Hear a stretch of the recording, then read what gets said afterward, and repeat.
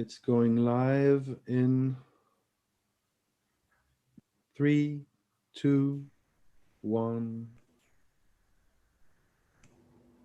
We are on air. Welcome, Americas. Great. Thank you. Are you there, Justin? I am here. Good morning and good afternoon and whatever the case may be, everyone. Great. So We have Bernard with us, so I'll let you, we do. let you introduce him. We do. Yeah, my pleasure. I am delighted that Dr. Bernard Bull is joining us for our first session for the Americas this morning. Dr. Bull is president of Goddard College and an ePIC conference alumnus. So I will get out of the way and hand the reins over to Dr. Bull right away. Welcome, Dr. Bull. Thank you. I was just making sure I was in the right room. It looks like I am. Wonderful. It's a delight to spend a little bit of time with all of you. I do have a slide deck that I'd like to share just to guide a bit of our conversation together. So please pardon the moment where I bring that up.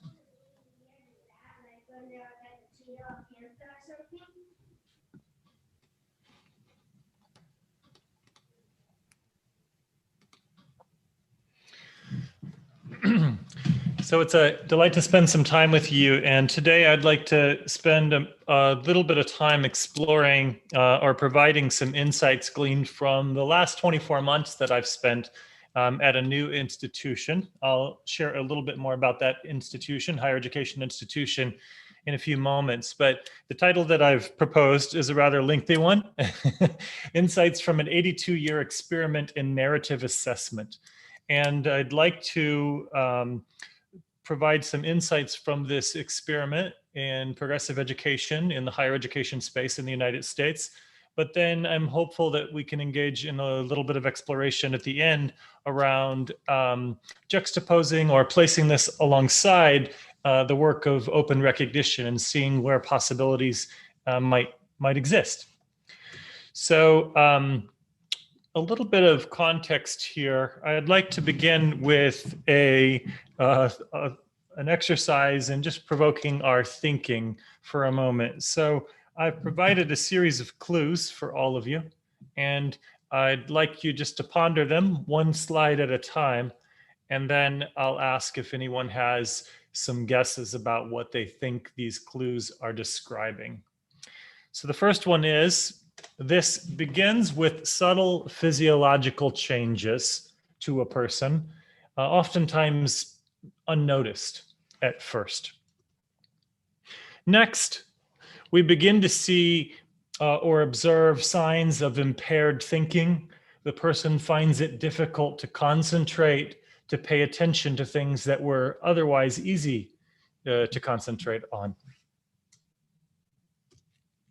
Next, people or the person begins to find it difficult to complete tasks that were otherwise simple, even motor functions, movement, other kinds of tasks. In addition, of course, this doesn't always happen in this exact order, but then we begin to see heightened evidence of poor judgment. We see signs of physical fatigue, and we also see that people find it very difficult to manage their emotions. Finally, whenever this continues, if it does continue, one can fall asleep or worse. Now, the question is, what did I just describe to you? And I'll open that up for any comments. Feel free to use the chat, or if you'd like to unmute yourself and speak, that's certainly welcome also.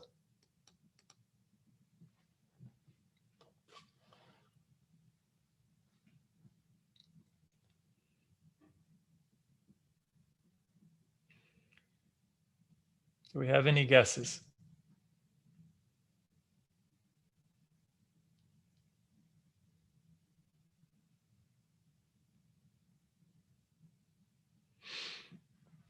Give it 5 or 10 more seconds. See if anyone wants to, has the courage to take a guess about what I'm describing here.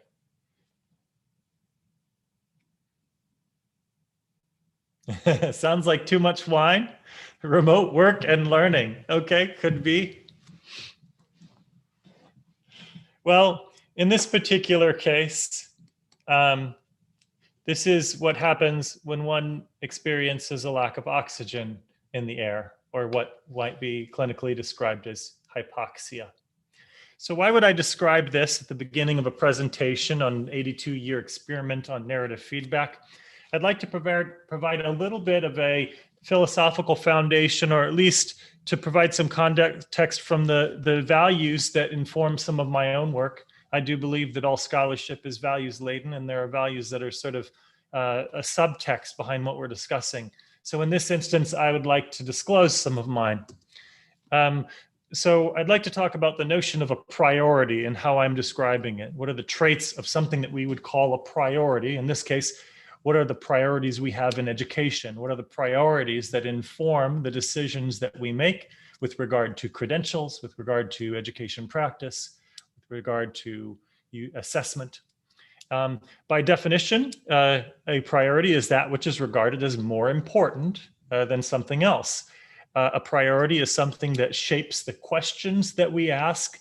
And over time, a priority is something that begins to shape the culture, as evident in norms and practices within the community, what I call sometimes organizational ruts, where I am coming to you from central Vermont in the northeast of the United States, where we actually don't have 4 seasons, we have 5. We call one of our seasons mud season, because there are more unpaved roads than not. And in that particular wet time of the year, you just see you see very, very deep ruts around car tracks and tires on these mud roads up and down the mountains. And those ruts, once you're driving on them, if you get caught in one of those ruts, it's hard to direct your car anywhere other than where the rut wants you to go. In the same way, that's how a priority works. It directs people in a certain way. It influences what we choose to define as quality, our priorities do. And the priority also gets the majority of time, attention, and most often it gets the majority of financial resources, or it's quite evident in the budgets that are created in an organization. So I bring this up because this is a bit of a cliche metaphor that's used in education, but I continue to see value in it because I continue to see persistent evidence that industrial priorities do remain the dominant practice in much of education within the United States and in other parts of the world that I've had an opportunity to see as well. And the priorities that I see most evident that I would define as industrial priorities are the ones that I've listed here. That there is a priority for that which is standard and that which is uniform. People might use that to describe that it's scalable. It allows us to serve more people. Industrial priority, again, has to do with scale and mass production. An industrial priority around the value, the perceived value of efficiency and having order over disorder or messiness. There's a priority for quantification and for measurement. There's a prioritization for oftentimes some form of centralized power and authoritarianism. Even if there's resistance to it, it seems to find its way most often. There's also a celebration and value quite often of automation and mechanization. And then and technology itself is a priority, defining technology simply as applied scientific knowledge here, or not even scientific, but we could say applied systematic knowledge. So a discovery of scientific knowledge or systematic knowledge that's then converted into some kind of product, policy, procedure, practice, some kind of device or otherwise. And I would argue that these are dominant priorities. And if one engages in an assessment of the dominant education systems within the United States, we'll find that these continue to be highlighted priorities within those systems. Now, this is where I'll share where my bias comes from, where my own value system begins to emerge. I actually see many of these as valuable and good. It's hard for me to deny the health benefits of some of these values. And for example, efforts toward vaccines to address illnesses or other things like that sometimes call for the use of these priorities in order to achieve those positive health outcomes and otherwise. Similarly, in education, I would argue that there's a place for these. These allow us to achieve goals that we value as humans, as societies, as individual communities. At the same time, they do have a way of diminishing other priorities. I would say that these priorities, as valuable as they are, they're incapable of infusing, and I'm using the word oxygen metaphorically here, they're incapable of infusing oxygen into our learning contexts. They're disconnected from the most fundamental yearnings of humans and learners. If we look at what people describe through their literature, through their art, through poetry, through fine art, through other kinds of expressions, if we look at expressions in cultures of what humans seem to continually come back to in terms of fundamental yearnings and cravings, these are not the things that we're craving necessarily. These are not the things that allow us to breathe deeply. In fact, what's interesting to me is I would suggest that these, when they are made the dominant priorities in the absence of more human priorities, create the educational equivalent of hypoxia, which is interesting because if you were to look into some K-12 education systems or some higher education systems, you would see people falling asleep in their classes at times. You would see disengagement. You would see people finding it difficult to concentrate. You would see people describing the kind of symptoms that I associated with the physiological impact of oxygen deficiency. And I would suggest that in order to address this or to remedy this, we have to actually infuse oxygen into the education systems. And that calls for infusing that which humans crave, that which we thrive upon, which we inhale, we breathe into, and it creates a sense of richness and well-being to a lived experience. And so this is where I come from in terms of my own priorities. If we look across context and culture, we will see priorities that I would call human-centered priorities around a constant yearning. If we look in the great literature around the world, we see this notion of adventure and quest, this sense of agency that my choices can and will indeed impact where I go or where I can't go. It's a sense of freedom or agency and the desire to take action. We see that compassion and connectedness are things that infuse oxygen into the learning context. A desire to play, which is obviously fundamental, and we see already in the youngest children. We see play beginning to emerge. Mastery and growth, this desire for achieving something that has yet to be achieved, or growth or setting goals, seems to be something that occurs and emerges in many contexts around the world. Meaning and purpose and wonder and mystery. In fact, there was a doctoral dissertation done years ago on why college students in US colleges fall asleep in class when they do. And they used a form of research called grounded theory. Grounded theory interviews people who are representative of a given problem or phenomena. In this case, they interviewed people who regularly fell asleep in class. And from those interviews, they began to develop a tentative theory. And then they would continue interviews and they would test their theory with the new pool of data, with the new interviews, until they reached a point of redundancy where each new interview was easily explainable by the theory that was held at that point. And the answer to the question, why did college students fall asleep in class, from this doctoral dissertation was perceived meaninglessness. It had very little to do with whether the person was working an extra job at night or was ill or had other circumstances going on. The most dominant factor for a student who regularly fell asleep in class was that they did not perceive what was happening in the class to have meaning or relevance to themselves. Which brings us back to a fundamental question that happens in many US schools in the earliest grades and perhaps happens around the world, which is the curious learner who may or may not be engaged and ask the question, so what? Why is this relevant? Why is this relevant for me, for the world, for us? And that's because that's an oxygen infusing value or priority. It's something that we seem to naturally crave and want. So I give you all of that context and now bring you back to the primary focus of my presentation, which is about this 82-year experiment.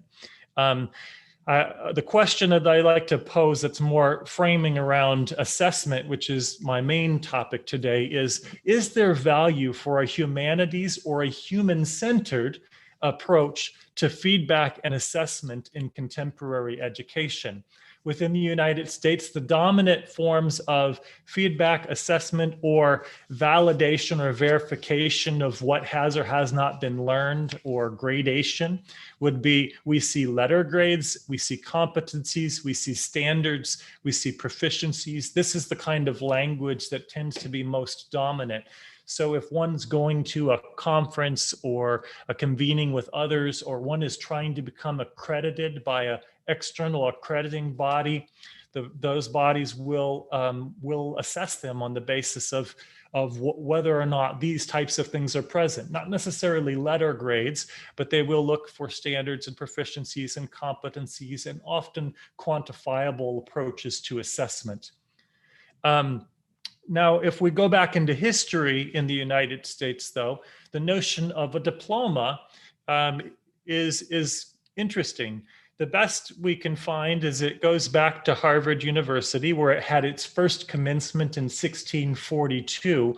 But Harvard did not actually issue diplomas at that point. People would graduate and go on, and in many cases have no kind of paper or document to verify what they have or haven't learned. There was a booklet that was provided, but it wasn't necessarily for that purpose. It was more kind of a commemoration, a celebratory type of document. Standard diplomas did not become issued at Harvard until 1813. So over 160 years of operation before the use of a standard diploma became a common practice. Prior to this, if a student wanted a diploma, oftentimes when traveling overseas and needed some kind of evidence or proof of the accomplishment or the degree of the learning at Harvard University, what would happen is the student or the school would have to hire a calligrapher or someone to actually create a custom diploma. There was no standard rule for its size or documentation or anything. The only thing that seemed to be common is whatever was on it was written in Latin at the time. And the student would then take that to the president of Harvard and would pay the president to sign that document to verify that the student had indeed completed the degree. The student would then take that document, and that would be the recognition of the student's achievement, accomplishment, course of study, whatever it was. If we go ahead a little bit, actually not ahead, we can actually go backward.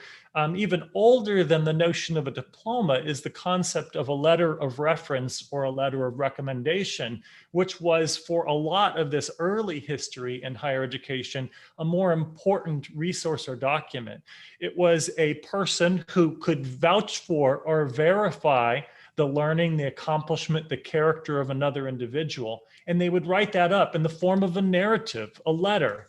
And that would sometimes be written as a general letter of support for an individual. So if I graduated from Harvard, I might find a faculty member who knew me well and could speak directly to the quality of my work and would write a rich narrative that might be anywhere from a paragraph to several pages a really rich, detailed description about who I am and what that professor saw in my accomplishments and my character and so forth. In other instances, of course, the letter of recommendation or reference was given specific to a job, but that seemed, I can't tell as much, I need to do a little more research on this. That seemed to be less common at certain stages than a more general letter of reference that one could take with them and sort of have as to pull out and sort of verify their accomplishment. So it obviously tied to the respectability of the individual who was writing it. If it was a trustworthy figure and known in a particular area, that would go well. Of course, this is a practice that continues up to this very day. Letters of recommendation and reference are used for job applications, both in the general sense and in job-specific contexts and situations. They're used for applications into graduate programs, and also even used for general introductions between two parties who don't know one another as a way for them to gain a new connection, perhaps pursue professional or other possibilities together in the future. And then we add to this a history of letter grades within the United States. The first use of letter grades like A, B, C, D, there wasn't an F in the earliest version that we find in the United States. There was an E instead of an F, which was the equivalent of one has failed to meet the requirements to pass this course or course of study. And its first use, as best as we can tell, is in the late 1800s. There is some contention. There are different claims about which college or university was the first one to actually use a letter grade.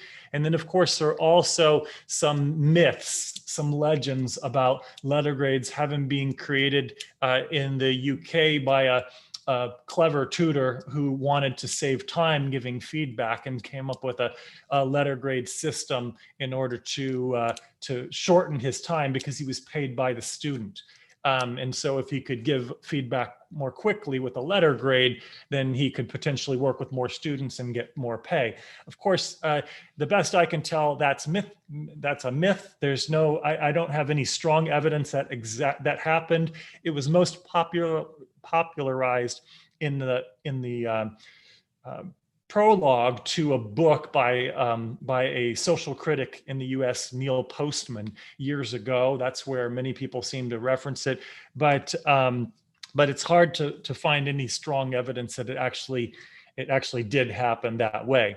Regardless, we do find that letter grades were a way of what seemed like at the time expressing these industrial values of standardization and uniformity.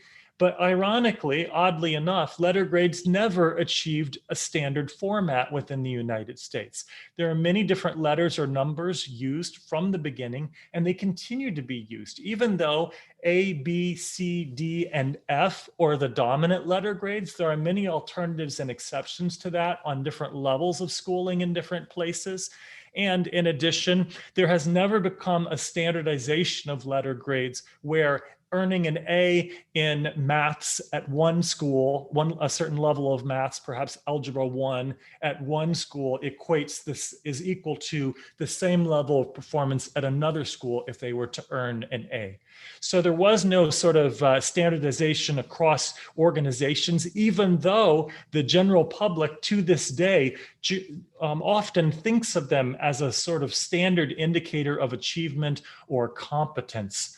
Evidence that one is qualified for whatever comes next. It's used for everything from determining whether or not one is qualified to participate in athletics in certain conferences, to getting accepted into new degrees or programs, to on occasion, but rarely is it used actually for applications for employment. Very few people look at grade point averages or letter grades in most practical contexts or environments. So I provide all of this context in order to bring you to the primary experiment for our discussion, which is the Goddard College experiment. In 1938, Goddard College was a small experimental higher education institution launched in central Vermont in New England. It was started by a person named Tim Pitkin, who pursued his doctoral work at Columbia University. He had never studied directly under John Dewey, but many Dewey-inspired scholars informed the work of Tim Pitkin.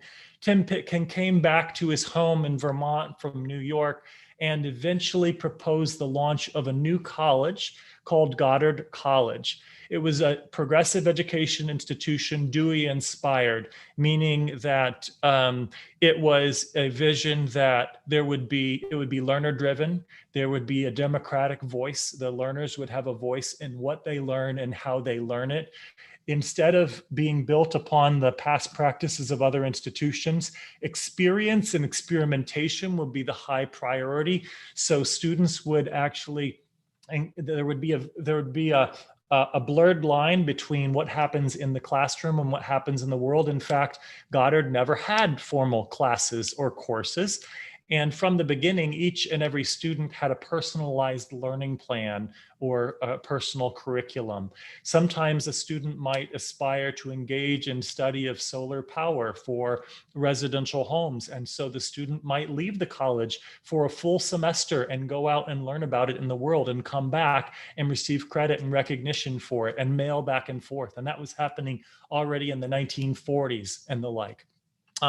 It was also an experimental college, meaning that the college never stayed the same. It launched new initiatives. It was the first college in the United States to engage in what's called a low residency program, where students come for an intensive short time period, and then they go out into the world and they do their learning. They go back and forth. It was the first college to create a program specifically for single mothers who could continue their studies in an evening or weekend kind of format.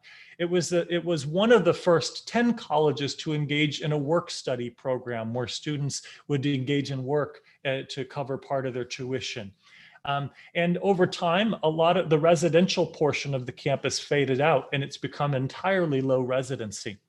But it was also interesting the context in which this school started. It launched amid significant unrest. 1938 was the year that the phrase, the greenhouse effect, was coined by a professor at the University of Wisconsin in Madison.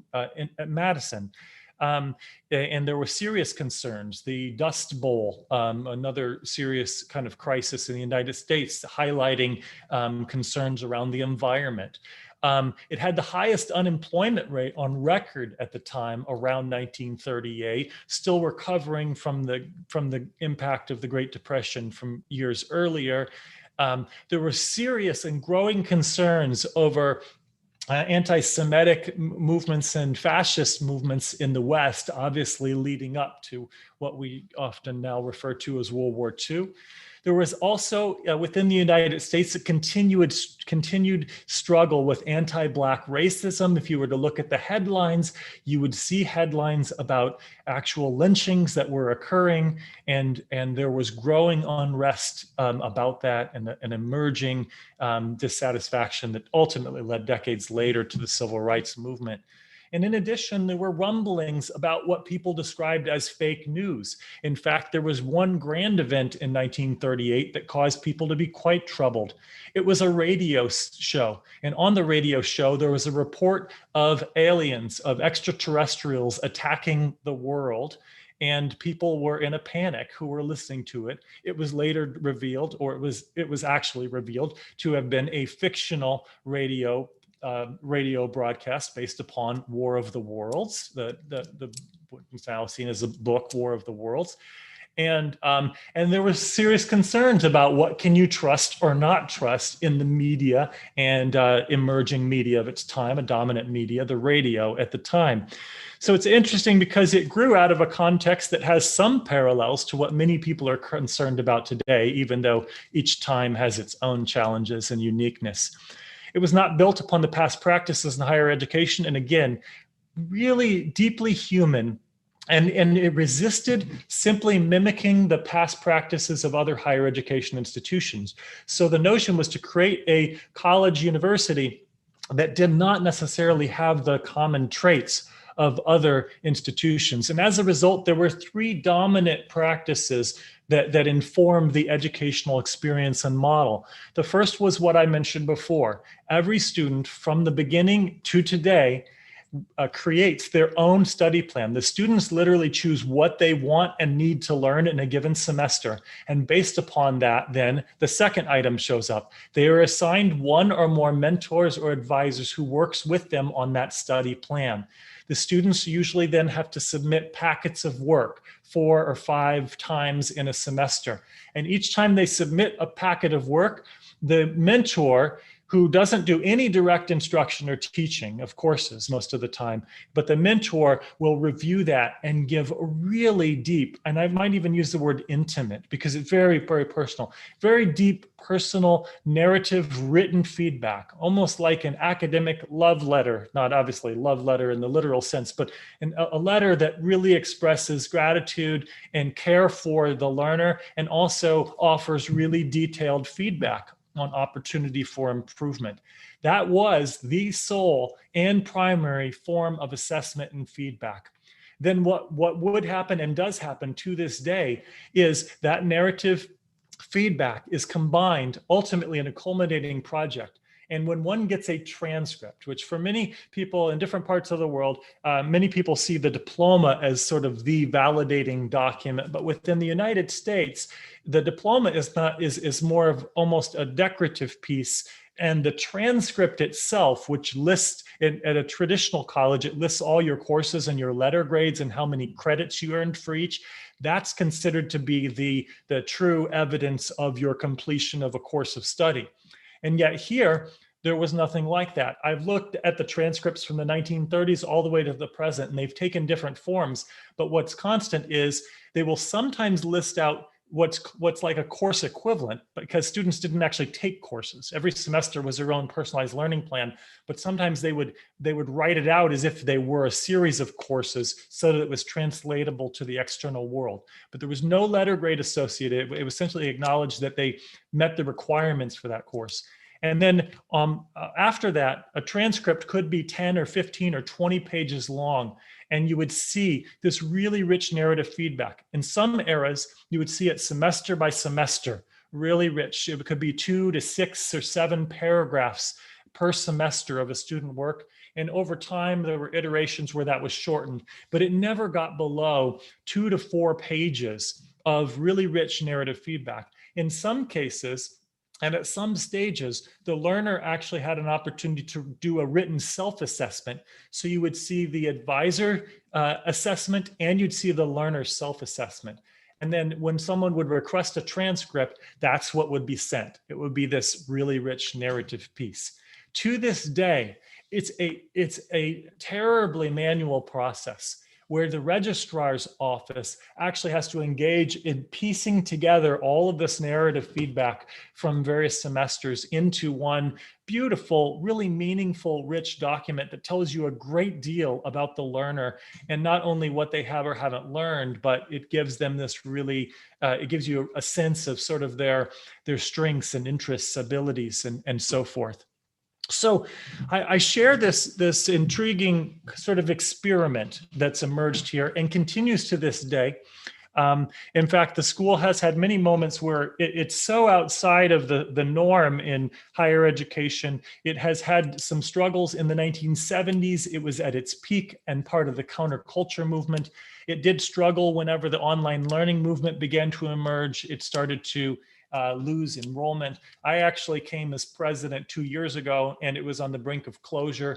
In about 24 months, we've turned it around, and now we just got out of probation with the accreditors and are getting to the point of giving it some stability. Still need to build endowment and cash reserves and so forth, but this grand experiment, Godard used to be sort of at the center of conversations about the future of higher education, and it's slowly kind of fallen into itself and over time, but continued to have these really beautiful alternative practices, if nothing else, just to inform or provoke our thinking about what's possible in the future.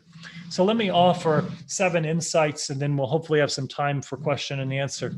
One is that one thing that's abundantly clear from an assessment of these transcripts and this narrative feedback approach is a deeply humanizing effect. that people are talked about as people. They're not talked about in numeric ways or just their performance being reduced to a single letter or a number, but it does ground the feedback in this really human narrative way, which narratives have been used for centuries, for a very long time among humans, obviously, for this very purpose. Also, we see that in the absence of grades and these other traditional trappings, there's this beautiful culture of learning that has emerged over a culture of earning. So it's not really possible in this context for a learner to be obsessed with what grade did I get, because they don't exist.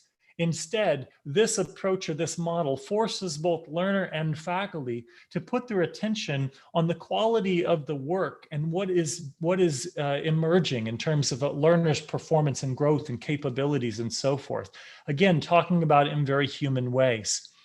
We also see that these letters oftentimes are ways to celebrate the strengths of learners as opposed to simply look for weaknesses.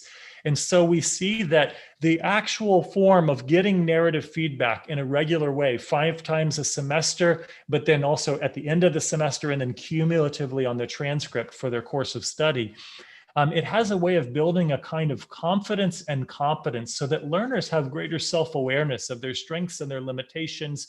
And it gives them opportunity to think about how they might want to engage the world with those strengths and those abilities as well. It's part of why I would contend that this institution has a pretty strong and credible record of people who graduate and they create positions that never existed before, as opposed to just graduating and getting a job in an existing company or organization, which happens as well. But we see a very large number of people who create new organizations. They create nonprofits, small businesses. They launch new schools, oftentimes alternative schools. In fact, people like Jerry Mentz, the executive director and founder of the Alternative Education Research Organization, which is one of the 2 largest organizations for helping K-12 alternative schools launch around the world. That's a Godard alum, naturally. A number of accomplished poets and poet laureates. In fact, a recent Nobel Prize winner was at Godard for quite a while. David Mamet, the playwright, well-known bands like the band Fish and others came through this place because it gave them the space to creatively explore, get to know themselves, and then figure out their place in the world. The other piece that's also a clear strength is that this is an assessment practice that's truly grounded in a social and relational context. It doesn't attempt to be unbiased or neutral or give some kind of numeric value that's separated from everything else. The narrative literally describes what the learner was doing and what was accomplished along the way. And then there's also sort of a commentary upon qualities that seem to be evident in the work. And so it does keep the assessment grounded in an actual social and relational context. Now, some of the challenges that exist with this in terms of insights would be that, as you can obviously tell, this is incredibly time intensive and it's non-standard. Of course, my argument would be there isn't much that is standard in the dominant grading practices and transcripts and the like today anyway, but it is non-standard, and anything non-standard obviously brings with it some challenges. The transition for learners from grade-based systems to the Godard model is a shock. So for people who grew up in a legacy system with traditional letter grades and forms of assessment, when they first arrived, there's this sense of a lack of direction and wanting more direction, and wanting people to tell them what to do and tell them what standard to meet, as opposed to what ultimately gets nurtured here as students persist. They're often encouraged in the early semesters, trust the process and trust yourself, that they begin to develop a sense of confidence to set their own goals and actually achieve oftentimes far beyond what would have been achieved if we had set an arbitrary standard for the learner.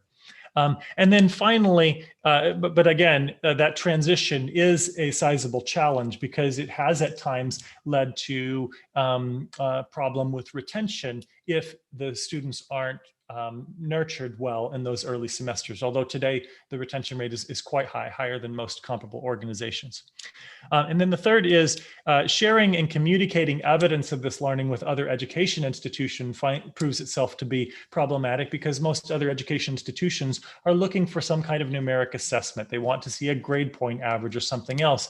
So when they get this 3 to 10 page narrative document with no letter grades, it's a little bit disorienting. We've not found problems. Many of our students who choose the academic life go on to serve in some of the top universities in the United States and other parts of the world.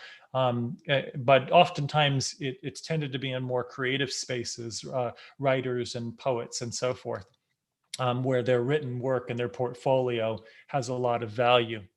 So I offer this is what's the role of narrative assessment and feedback in the larger movement of open recognition? And I'll offer a few quick insights. Is one that it offers a rich description. And right now, while this is a largely manual process, it is not far from the ability to conceive a technological solution that allows a mining, a semantic analysis and discovery of keywords and phrases that would allow for meaningful connections across context for people. So as people begin to develop their online identity and in sort of emerging spaces, and as online identity management and self-management becomes more important, the capacity to actually import this narrative data as sort of metadata that allows one to be discovered by others when they choose to share it or make it available has some really intriguing possibilities, even if it's yet to be achieved at this stage. Obviously, I would argue that this is a beautiful expression of the human experience, and I think that's an incredibly important part of our conversation around open recognition. That while we may use industrial values to achieve scale and other things like that, how do we keep this deeply human, or how do we celebrate the human experiments in the process? And then, of course, it also offers our larger conversation around open recognition. It offers us a way to think about this infusion of relational context, of the context of relationship and context into open recognition. And so I'll just close with 3 questions that are part of my interest moving forward with this line of thinking and work. One is there value for a humanities-informed approach to feedback and assessment in the open recognition movement, not just contemporary education, but in open recognition? The second is, what are the affordances and limitations of narrative recognition in the larger open recognition movement? I've surfaced some of them from this particular experiment, but there's much more work to be done. And then the final question is, how can we deepen and celebrate the human experience as we engage in our work around open recognition? How can we keep this a deeply human endeavor? I'd like to pause there now. I wanted to get done so that there was some time for question and answer. So I'm going to stop my slide deck and stop speaking for a moment and see if anyone would like to post some comments verbally or post in the chat, and we'll go from there.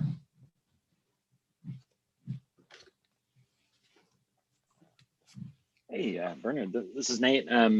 Thanks so much for your presentation. It was great. I'm really interested in digital badges as a sort of a storytelling tool. I think that from the beginning, they have had really strong potential as narrative, conveying devices.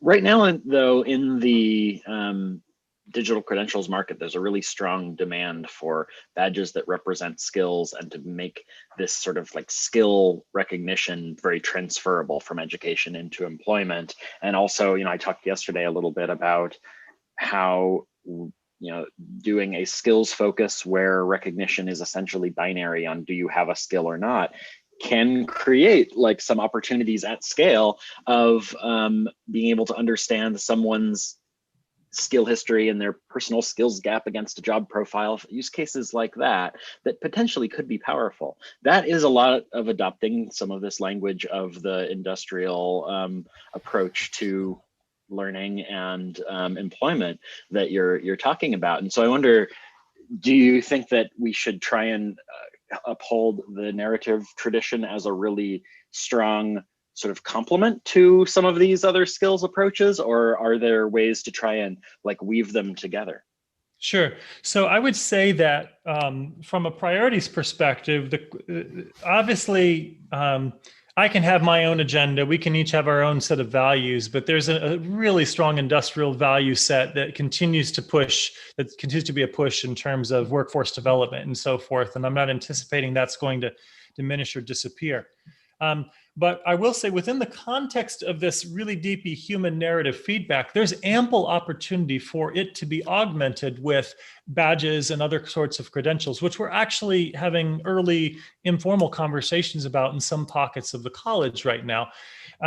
But for us, if we want to keep it grounded in sort of one's personal growth and transformation and the humanness, the narrative still remains a central piece. So for others who want to discover that learner or that individual in other ways, certainly there could be a suite of badges or other kinds of credentials. In fact, that does happen for us, and it will as we begin to venture more into things like healthcare and allied health fields and things like that, where there are sort of external standards. The other piece I will say is that while there's a movement right now in employment for sort of a shorthand credential for do you have the skill or do you not have the skill, there's also a complementary movement that may be smaller and have less traction, but I'm seeing gain traction, which is in a category. I began this research right before I took the presidency, so I've had to put it on hold, but I have a lot of intrigue in it, which is the notion of challenge-based hiring.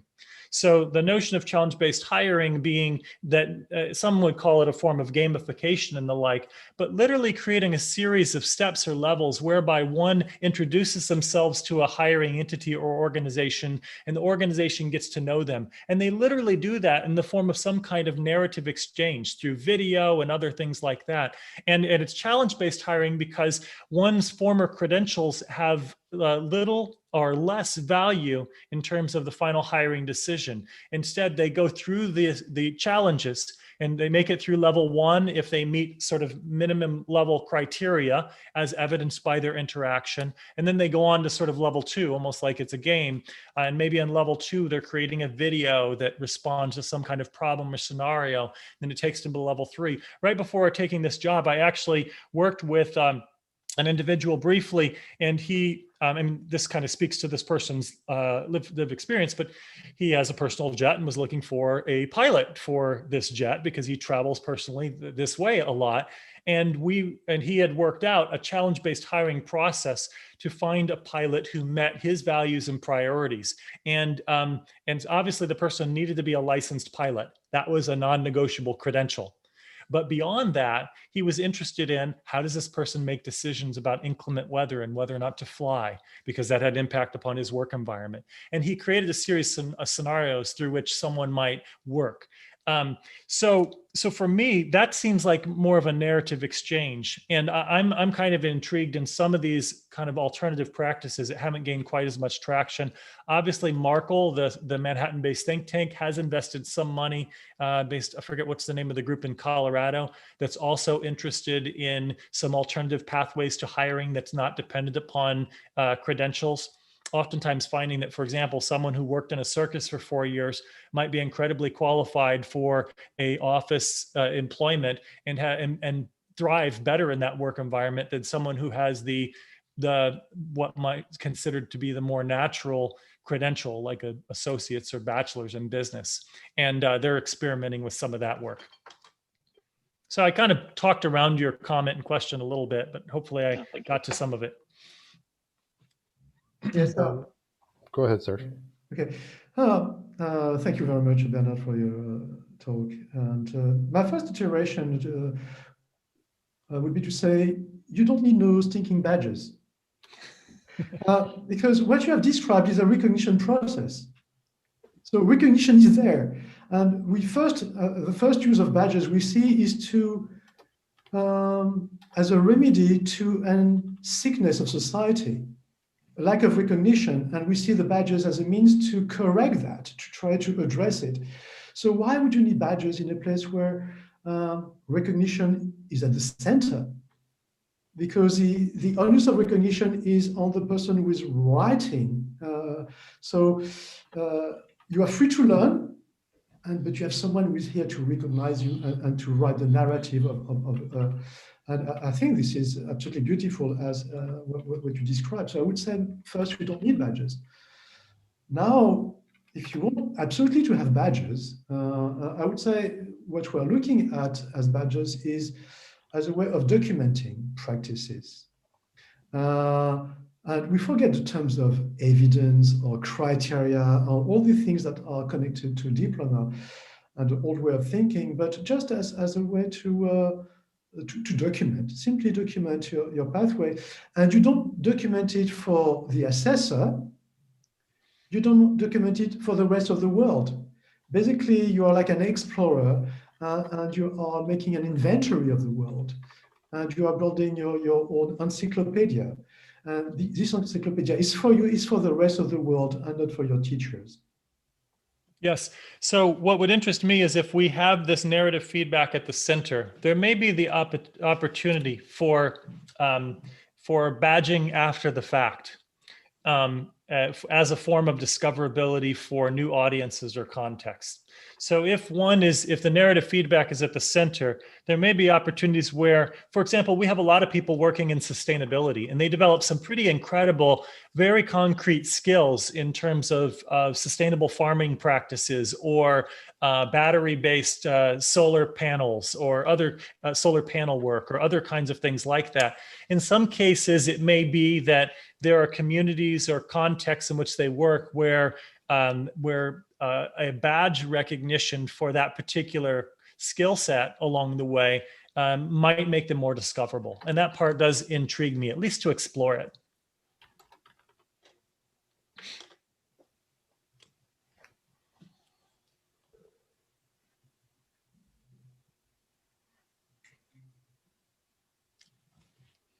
Oh, let me see. It looks like there are some comments or questions in the chat. I'll look over there. Let's see here. David wrote, external standards and specifications seem to guide most work in education institutions. Objective measures like the grading example work in the industrial models. Are there work areas that are a good fit for narrative measurements? That's an interesting question. I would contend that a lot of one's growth and development in work context actually already comes through narrative feedback. Sometimes it gets reduced within these formal processes to some kind of numbers or something else like that. But most of the coaching and mentoring that leads to people's growth in a professional practice already happens in either a verbal or written narrative form. So in some ways, I would suggest that what we've done at Godard is representative of what's a more common form of one's growth and acknowledgement and recognition throughout many life circumstances, including the workplace. Don wrote, question, badges can support narratives, no? Maybe with endorsements. Additional evidence is badges as portfolio. Certainly, and portfolio, I didn't talk about that, but many of our programs do use portfolios because that's still a valued piece. As much as the narrative feedback and the narrative assessment is valued, there are many contexts for artists where people want to actually see the work, the art directly, and that there's a sort of reassessment by every new person who sees it, and a person has an opportunity to see the work directly. So I definitely think that there's opportunity for that. One thing that sort of to pluck an idea of Serge's that he's expressed a few times in the past is this idea of prospective badges. So in other words, they were working on a program for, I think it was innovation or entrepreneurs. And the idea was maybe it's your business idea that you make into a badge and it's not there yet, but that's your pitch. And that's your step one is putting it out there. And then you add value to it and other people can potentially add value to it. And that could be similar to what they're experimenting with in Boat, this badge au veritas in France, where they say, I'm going to act on sustainable development goals. This is what I'm going to do. And people can endorse that. They can continue to add evidence to that. Do you see those things fitting in with the thinking you're doing in Godard? I think there's a possibility there. I will say that in general, anything that resembles sort of a credential, that there is a nervousness about where that might take us, or whether that might take us away from this really deeply humanizing practice. But there's also a growing recognition by alumni and by students, for example, where there are, especially when there's a very measurable sort of, you accomplished it or you didn't accomplish it in a situation like that, where there does still seem to be a gap. And that this is a space where I think our conversation can develop over time. For example, we have many people who graduate as artists, and yet, in order to practice their art and have a viable income, they need to have some business acumen. And that was not the focus of their learning experience here. And yet we could potentially create some experiences or opportunities that are tied to that. Even if it were like what you just described, on an issuing of a badge to recognize those graduates who successfully launched and ran a nonprofit. And the value for that would be their discoverability by existing students and other alumni. So it would be a networking possibility. So I could quickly search and say, oh, wow, I could look and I could see a list of 75 badges of recent graduates who've launched a nonprofit. I could reach out to them for mentoring and guidance. That would be quite, as we might say, Godardly in how we'd approach this.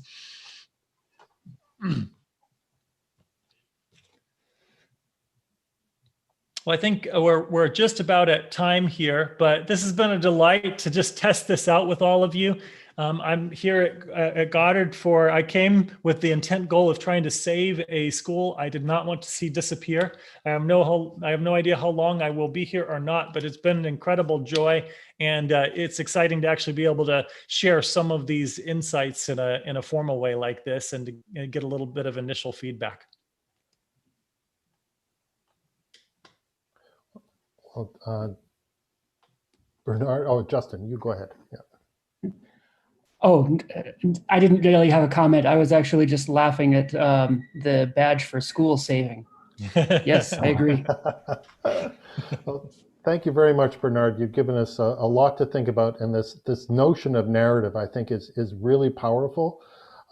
Certainly, they do pluck meaning from narrative in job ads. Why couldn't they pluck meaning from narrative in the people's stories about themselves? And I think it's just a question of matching that up and finding the human connections between the two. Right. Yeah. Thank you very much. Great. Thank you.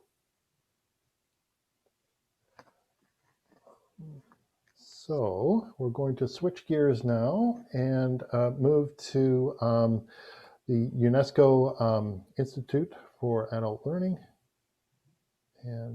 Lifelong Learning. And we're joined by Danielle Baril. And I'm just going to get myself rearranged here. There we go. And joined by Danielle for a presentation. I'm just going to share with you how things can work.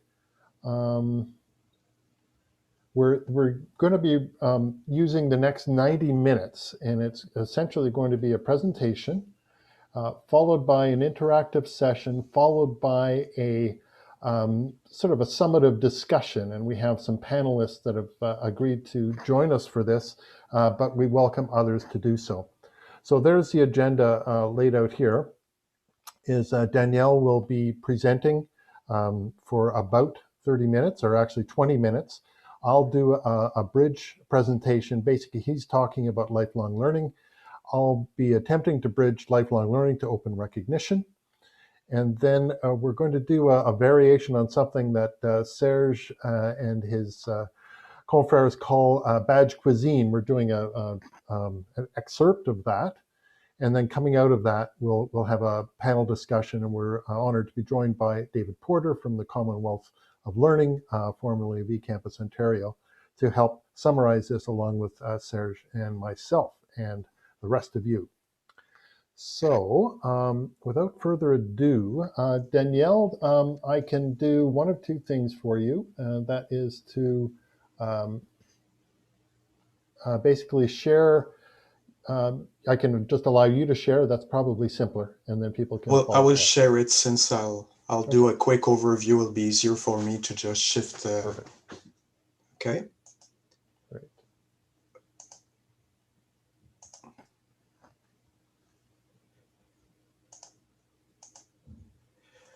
So thank you for giving me that opportunity to present to you a new report by UIL. It's interesting to present that report in the context of a session on micro-certification badges and all those tools, because they're not mainstream within the policy discourse and the policy development within UNESCO and UIL more in particular. But in that report, which aimed to cast a wide perspective, the widest perspective as possible on learning, we did refer to micro-certification and badges. So the link is there, and it's interesting to have the occasion to present it to a crowd and more familiar with badges.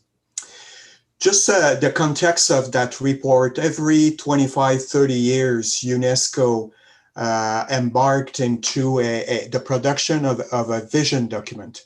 So a wide encompassing and philosophical, sociological, educational document about the situation, but more particularly perspective on education and learning. There's been one in early 70s, another one in mid 90s, the law report. Some of you might know it. And there's been a process going on, launched a year ago, in producing a new report. So that report by the UNESCO Institute for Lifelong Learning, that I call UIL to make it short, is the contribution of UIL to that process. To produce that report, UIL got together a transdisciplinary and plurisectorial group of experts to think about education and learning, but from also perspective beyond education. That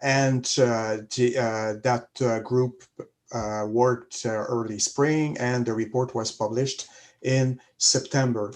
What's interesting is the mandate of the UNESCO Commission. It's to think about education in 2050. So that's 30 years from now. So the exercise wasn't easy. It's kind of a projection and futurology, but trying to do the best we can based on tendencies to imagine the future. The vision in the report, there's the exercise to try to imagine what learning would be in 2050, and we framed that vision and walk back from 2050 and now, and ask ourselves, what should we put in motion in 2050 if everything goes well and that vision becomes a reality? Learning would be ingrained and embedded in all spheres of life. The awareness of the potential of learning would be part of our daily life and daily work and spheres. There would also be, at the same time, a societal awareness of learning.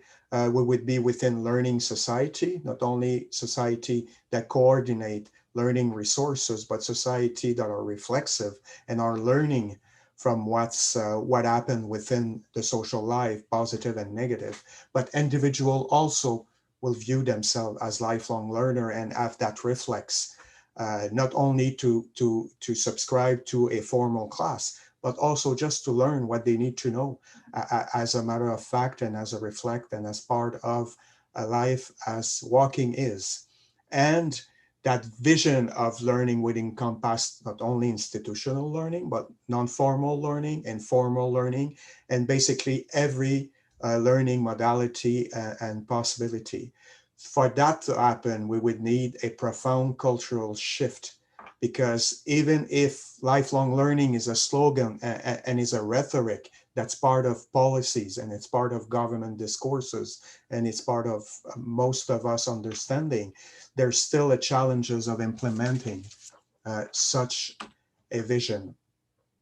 Other aspect of the report, the vision proposed in the report, are kind of an axis of a vision of lifelong learning. First of all, we have to combine individual component and collective component, because we do learn as individual, and in that regard, we need to strengthen our autonomy as learner, but we also learn collectively through form like peer-to-peer learning, community, intergenerational learning within local setting and community groups, etc. So we have to take into account that dual perspective of learning by oneself and learning with others to be able to conceptualize the wide diversity of learning sites. We have to think as learning sites as an ecosystem of learning. And in that understanding, to take into account every modality, every possibility of learning, being from ultra formal to really by oneself and through experiential learning. And to do that, we have to have a vision that goes way beyond school, and not only school as a site, but school as a way to organize teaching and learning.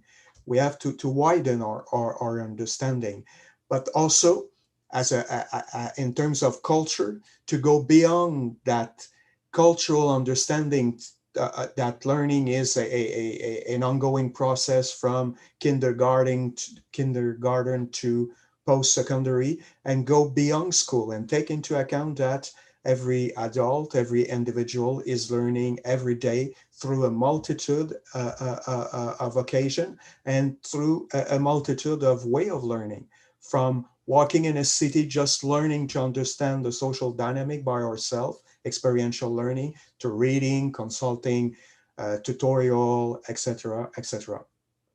And the last aspect of it, that's more the UNESCO work as a policy making, is we have to modernize the right to education to really make it a right to lifelong learning.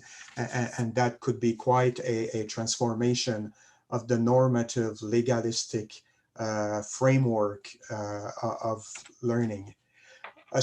Part of the report is also to realize that we cannot stay within the spheres of education and learning. There's enabling condition, an enabling environment that is before, around, through, and after learning.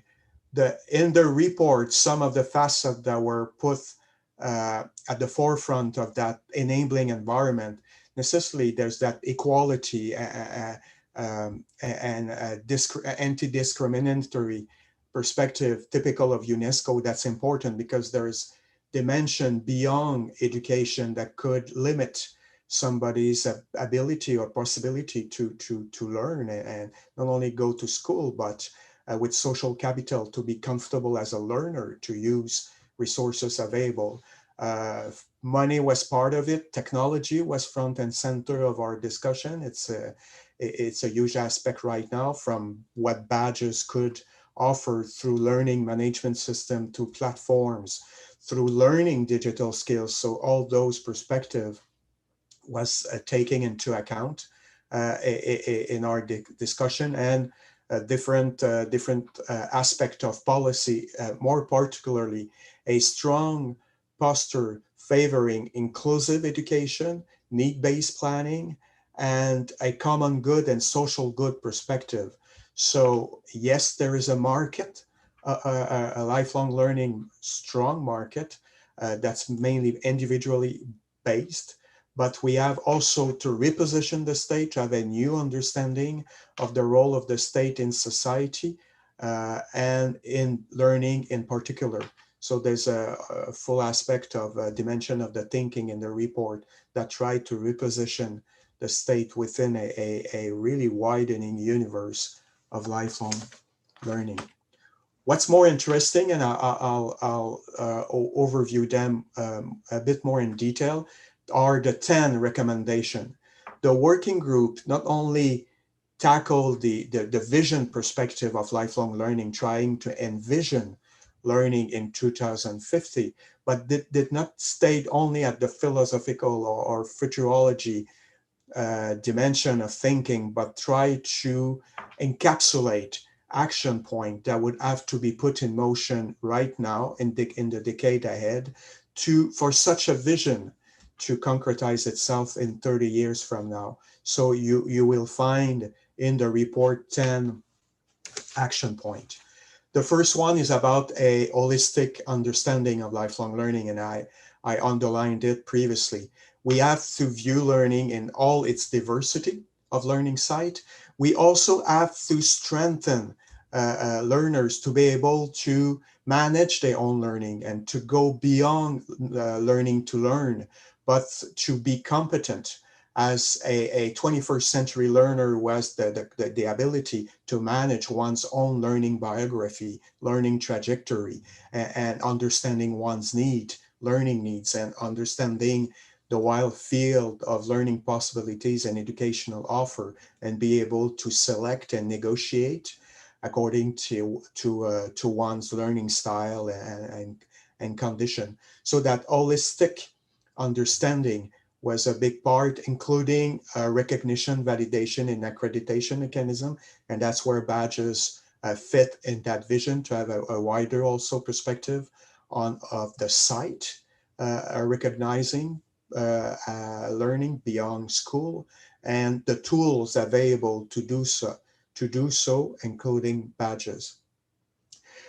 From a UNESCO perspective, learning is located within as an answer, as a tool and a resource to challenge major challenges, from climate change to discrimination, to inequalities of development at country level, within country, and at individual level, and racism, discrimination. So we need a transdisciplinary take, an intersectorial perspective on learning, to be able to muster the wide diversity of learning possibility to answer those social needs. So the vision proposed in the report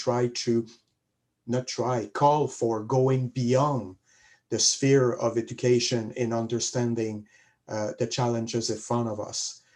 The third action regards more particularly vulnerable groups. There is major inequality at the planetary level, among countries, within countries, and even if in North country, about 2/3 of the population could have post-secondary education, so have a strong basis, and there's a marginalization of people without a diploma. Around the world, some countries have more than 50% of their population who are technically illiterate. So inequality, answering vulnerable groups, is a major take, and we have to muster every resources, every technology to allow those groups to learn what they need to learn. Fourth action is about kind of an answer to the role of the state, and it's an ongoing thread of thinking within UNESCO, that common good perspective, public good perspective, and lifelong learning should be a common good perspective, and not only a market-based environment where the ones who have strong learning capital and capital, financial capital per se, can access to all the possibilities and benefit from the tools available. But we have to make it a common good. And in that regard, the common-based approach is interesting because it's a new mode of governance, citizen-based governance, that's been tested, developed, and experimented also in the world of education. So the report is calling UNESCO and member states to inspire themselves from those common-based and new governance, participatory and democratic governance understanding. And necessarily, especially in regard of the digital learning tools and economy, we have to engage with the corporate sector. It would not be an easy discussion, but we have to make the argument for common good to a corporate sector, and especially regarding digital learning possibilities that is gaining, especially in the past 6-7 months with the pandemic. They're really enriching themselves, and like Zoom, the platform we're using right now. Fifth action point, equitable access to learning technology. And in the discussion of the expert group and what got translated in the report, we propose that digital technology would be at the service of lifelong learning in a common and public good perspective for the benefit of all. And we propose that UNESCO launched an official initiative towards 2050 digital learning technology for the common and the public good, to continue that discussion with private sector and including and enlarging the discussion to all the different initiatives that exist that are community-based, locally based, and that proposes digital tools in an open source and freely accessible for all.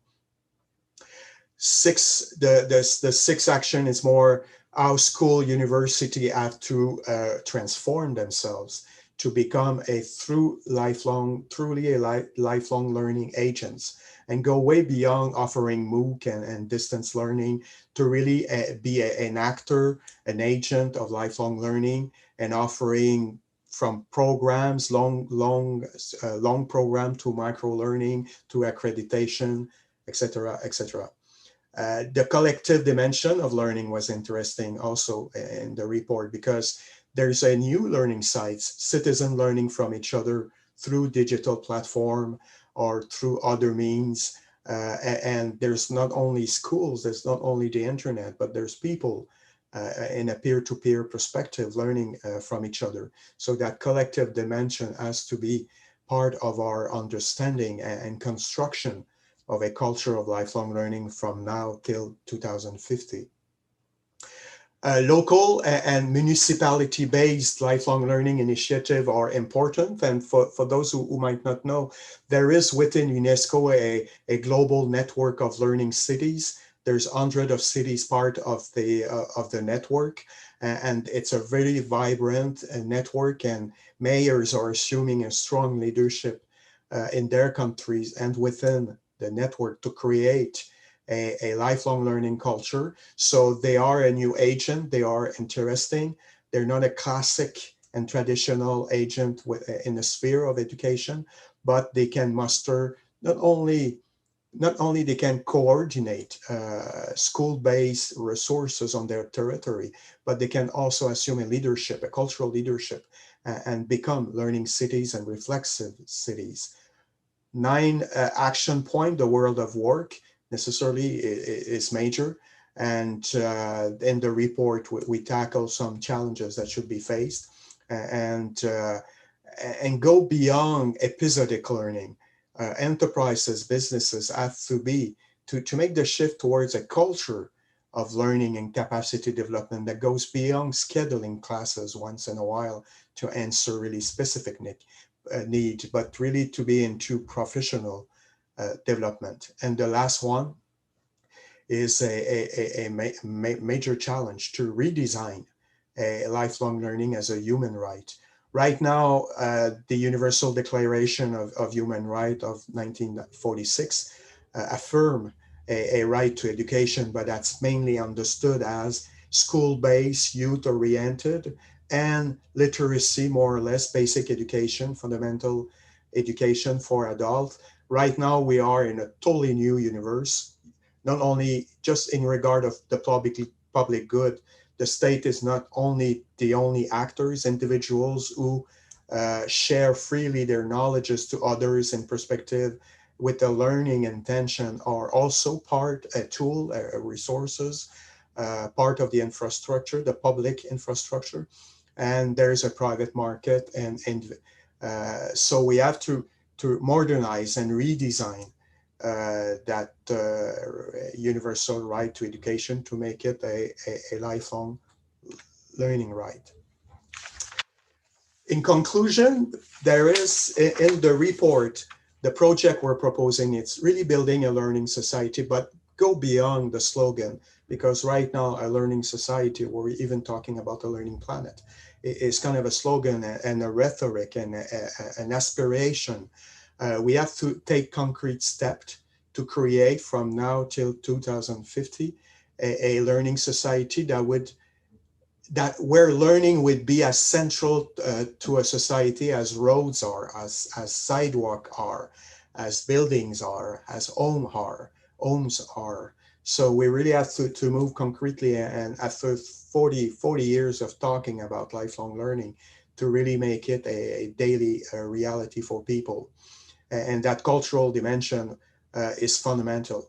And it is a challenge to go beyond the school model paradigm and how school structured our understanding of learning. And that cultural shift, that's the core message of the report, embracing a culture of lifelong learning. At the end of the 60s, early 70s, Alvin Toffler said that the illiterate of the 21st century will not be those who cannot read and write, but those who cannot learn, unlearn, and relearn. And in that perspective, the UNESCO International Commission on the Future of Lifelong Learning, the commission that's piloting, managing the consultation, as a perspective, the aspiration to learn to become, because facing the challenges that are in front of us, we have to go beyond using what we know, learning to learn. We have to learn to transform ourselves. And that's why a culture of lifelong learning become a component of a reflexive individual and reflexive nation, cities, and a reflexive humanity. So it's a quick, and I hope not too fast, overall of a paper who has a deep philosophical rooting in the work of UNESCO, but also try to mainstream different innovation, in particular regarding micro accreditation and badges within a process.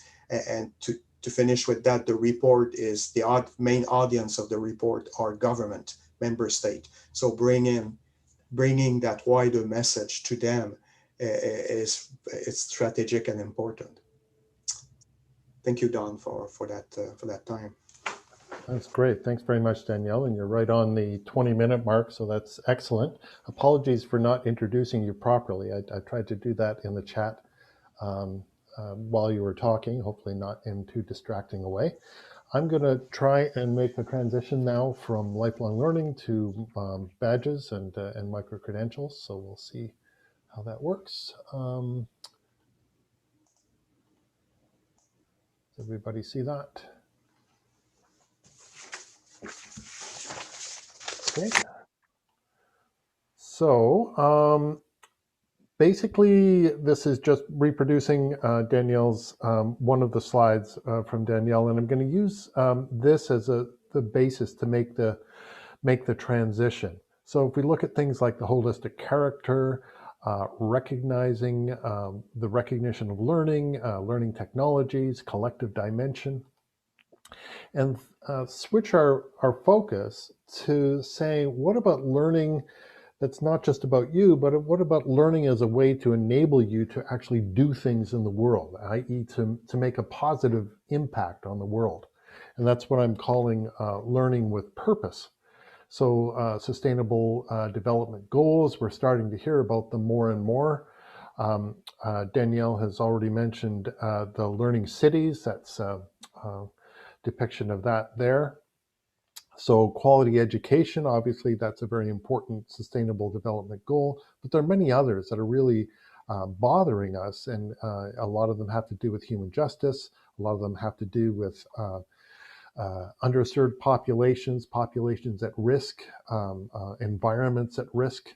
And so I'm suggesting that we take what already exists, which is what the Institute for Lifelong Learning calls education for sustainable development, where knowledge can be built, attitudes and values can be honed and developed and resonate, skills can be developed over time. You can have those, but you also have the opportunity for action, the opportunity to make a difference and work with others in doing so. So what I'm suggesting is we take that culture of lifelong learning and put it in the center. And the idea here is that you're working on things, you're developing in very authentic ways, working with others, and there are opportunities for recognition within that. and as well as opportunities for simply learning what you need to learn to do the next thing you want to do, but opportunities for recognition of applications of learning, opportunities for recognition of new ways of doing things that you have discovered that you can help teach others.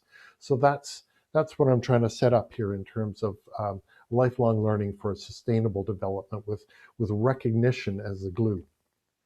So this is a familiar slide to many from Serge, where most conversations about recognition take place in the lower left quadrant, where basically you've done something, somebody says, yes, you've done something, you've been assessed for that, so there you have it. Perhaps on the bottom right, you can be recognized for things that you're developing, but there are also ways to involve people and include people and use the notions of inclusion and emancipation to bring other people into the circle, to diffuse your ideas more, and to develop a vision for the future and work towards that future. So I think that fits very well with what Danielle was talking about. This is a slide, a version of which I often show, is just to say that there are many ways of thinking about badges, and this is a slightly pragmatic way of doing it. I would have to say that 80-90% plus is still do the course, do the program, get the badge. However, you can have competency certifications. That would be saying this person can do this thing. It doesn't matter what course they took. They didn't have to take a particular course. They met the requirements of a particular standard, so they're certified to that standard. You can have experiential learnings and achievements, and that can include things like work integrated learning, etc. In this case, it's somebody who volunteered on a national board for the Institute for Performance and Learning, probably picked up a few things along the way of doing that. You can have membership, which can be formal, informal. Again, that's those social connections that are really so important for recognition. In this case, it's a relatively formal recognition that involves payment and numbers of years of experience. It's a bit like certification. Then we have, as we should have at the ePIC conference, the Bologna Open Recognition Badge, where essentially you can claim that you support these values. You can claim that people should be recognized for what they know and can do, regardless of where they learned it. And you can sign a declaration and you can advertise the fact that you support those values. But you can also do other things. You can do those aspirational things. You can make claims and add authenticity to them. You can pursue passions. You can advertise interests. So these would be more self-issued, more putting control in the hands of the learner. So I've done a little transition here where I can say flexible recognition for lifelong learning and sustainability development goals. You can have, the Food and Agriculture Organization of the United Nations has a number of badges you can earn by taking a course and doing the assessment, etc. Participate.com, who've active participants in our ePIC conferences. They have a bit of PD for teachers where they can engage for 2 hours in a course and come away with ideas for infusing that in their teaching, in their teaching. You can have competency certifications. What I'm showing here is one for project management for development. PMD Pro. So that's a certification. It's a very, invigilated exam. You have to hit a cut score, etc. So that's a fairly formal one. When we're putting together the HPASS project, a humanitarian passport project, a number of people participated in developing frameworks for quality, for learning delivery, and for assessment. And those people were recognized for their contributions. That green badge is about that. The PHEP membership one, that's a bit like the one I was showing you on the previous slide. It's relatively formal, money's involved. I was mentioning this badge earlier. This is one from the BOAT, Badge Ouvert à tous, where for sustainable development, j'agis, or I'm taking action, and it's one that hopefully develops value over time as people can add evidence to it and they can be endorsed for it together. So it's to give you a bit of a taxonomy, if you will, ways to think about badges. It's not just take a course, get the certificate. There are ways of using these things to build mosaics for recognition. So this is a use case from a badge cuisine that Serge and his colleagues ran back in July. So this might be a young professional who's exploring the notion of badges for SDGs. So she would have developed some ideas in a language school, but when the traineeship ended, the school didn't really have time to do it. So she basically got going with developed an idea of working with her colleagues to innovate teaching practices together. So they could invite other people to a group, allow people to claim recognition, and then start advertising their interest in the various sustainability development goals. So how it could play out, they can start endorsing each other to build a network. They can use sustainability development goals to highlight their work and seek endorsement for that. And then to start reaching out to schools and NGOs once they develop the initiative further. So that's just one idea of applying SDGs to, applying badges to sustainability development goals and lifelong learning. This is where it can lead. This is a snapshot from Open Badge Passport, where people in France are mapping to each other, connecting to each other through the badges that they earn and the badges that they endorse. And this is just a quick depiction of how learning territory can develop around this. And in this case, it's geographically based, and there are sort of sectoral chapters that can take place within that. So hopefully that is helpful. The challenge I have for you over the next 30 minutes is to help us envision this future. Talk about how badges can support lifelong learning for a sustainable development initiative. Tell us what that initiative is and how you might use open badges to recognize the achievements, the skills, and the learning that are generated. Excuse me. So I'm going to come out of this and go to the share with you the screen. Okay, so I'm going to build this up a bit. So there's an Etherpad that I would ask you to go to, and that's the address of it. I'll drop this into the chat as well.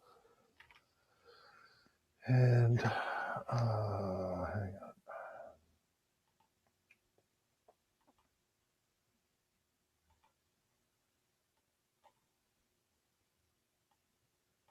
Just need to be able to drop this into the chat. Sorry, just come out of it for a second here. I need to. Okay, so that's the link. I'll just set it up again here. So the idea here is that we have the key messages from the UIL report here. We have the goals, sustainable development goals here. We have the different kinds of badges here. So the idea is, can you, has stopped as a shared window is closed. Are you able to see that Etherpad? Can everybody see the Etherpad?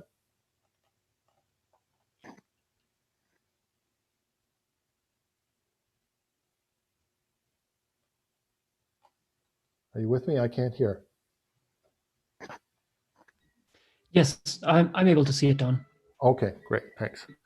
So first thing I would ask you to do is when you go here, you'll see this setup over on the top right. If you can log in and register your name as Serge has, so you'll see a color, like if you type a bit, you'll see the color come out, and you can add your name there. That's useful for us. And then what we're asking you to do is to sort of dream up dream up an initiative that's going to make a difference, and then dream up a way of recognizing that initiative. So this here is the template we would ask you to use. I've actually pasted that down below. Maybe what I'll do is I'll show you an example here that I've done. I've just kind of thrown it together based on an initiative proposal that we were working on with an Indigenous group here in Canada. I've changed a few things, so don't read too much into it. But so the project or initiative in this case would be, okay, what is the problem you're addressing? In Canada, we have a lack of fresh drinking water for remote First Nations communities. And I'm saying that's about health, justice, and truth and reconciliation, which is a big deal in Canada right now in terms of addressing the issues of colonialism in Canada. So the government that's in power right now promised to end long-term drinking and water advisories. Now, a lot of communities have to truck in their water, including one community that has been feeding, whose lake feeds water to Winnipeg, which is totally ironic. But they're getting distracted. A lot of communities still lack water. So I say this is about at least 4 of the SDGs in terms of the initiative can help with quality education. It's certainly about clean water and sanitation.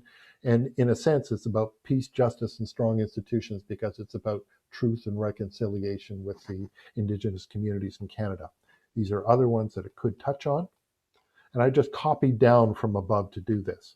So this, this slightly fictionalized, but if we were a First Nations advocacy organization, we could lead a number of initiatives to pressure the federal government to follow through. We could do this with live events, traditional and social media, and support online communities of practice for doing that. We can network, obviously partner with the First Nations communities that we're supporting, but also with other like-minded nonprofits and community groups. And we can work to encourage, develop, transfer the expertise that we bring. So we can, I don't want to say empower, but we can help communities carry this on and make actually their initiative more sustainable by leaving and embedding expertise. So we can develop resources, et cetera, around that. And we can not limit ourselves to water, but also deal with some of the other issues of truth and reconciliation and sustainable development goals. So this is how I say that we're supporting a culture of lifelong learning. Again, just pasted down and then I edited out the parts that I felt were less relevant. So it's about holistic learning, it's about vulnerable groups, equitable access to technologies, recognizing and promoting collective dimension, etc. And here is where I talk about a badge that might exist in such a system. I would call it a media activist badge. I could have other ones, things like mentoring or development of resources. I would say it recognizes advocacy and activism in media relations, media channels. Who will want to earn it? I would say change makers and their non-Indigenous allies outside of the Indigenous community. Who will want to evaluate? Well, it's a way of finding like-minded people. It's a way of perhaps hiring some of these people who've been active in these issues because you see how effective they would have been. Who could endorse it? Well, again, that same kind of community, which can include First Nations communities that have been helped, or even SDG-linked organizations who say this is a great example of sustainable development goals in action. So I'm saying the type of badge, again, pulled down from above. This is experiential learning and achievement. It involves working on a project and it's community service. I would say, and this again is just sort of thrown out there. This badge doesn't currently exist, but you could participate in one. This could be 5 or maybe 3 media campaigns. On behalf of the First Nations community, you submit an application with the documentation of your interventions. And then the issuing process could be a peer evaluations where you have a panel of people reviewing the badge, and the reviewers are qualified by having earned the same badge and also possibly a reviewer badge, so that you improve the inter-rater reliability, so that people are fairly being evaluated in similar ways by similar people. Evidence or documentation that could be required could be you describe your actions, you reflect on them, you can include media samples, you can have other support that could be the community thanking you, and you can carry that approved application forward, and that tracks with the badge as a bit of a badge as portfolio. And then finally, again, this is for the badge image. Give us a start on working this out. There are SDG images like, what's one here? Yeah, so that's the one for clean water and sanitation, for example. That's basically it. And then typically in the badge cuisine, as Serge runs it, then they pick one, they flesh it out further, and then they create that badge online and have an image, put it together, and show you how easy it is to create a badge once you've done the background thinking behind about why are we doing this. But we don't have time for that. So I've already gone a little over time here in terms of promoting this. What I would suggest is that you take on a particular one. So I might take on this one, for example, and say, Dawn, I'm going to try another one during the next 20 minutes or so, and then just try filling one out. To help you, if you go up here, you can look at the goals themselves. There's a taxonomy of them. So if I go here, you can drill down and see. So for example, in quality education, you can drill down and see some details of what does it take to support this. The other thing, and hopefully this isn't too complicated, is to show you some awards from SDG actions that have been taken by others. And this just can be, you can even take one of these and imagine, what if we just, what if we badged one of these? And that's an option for you. Any questions?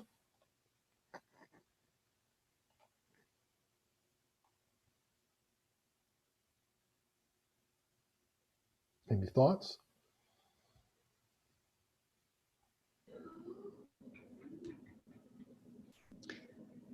Don, I'm happy to jump in and try it, and then if we have questions, we can try. Sure.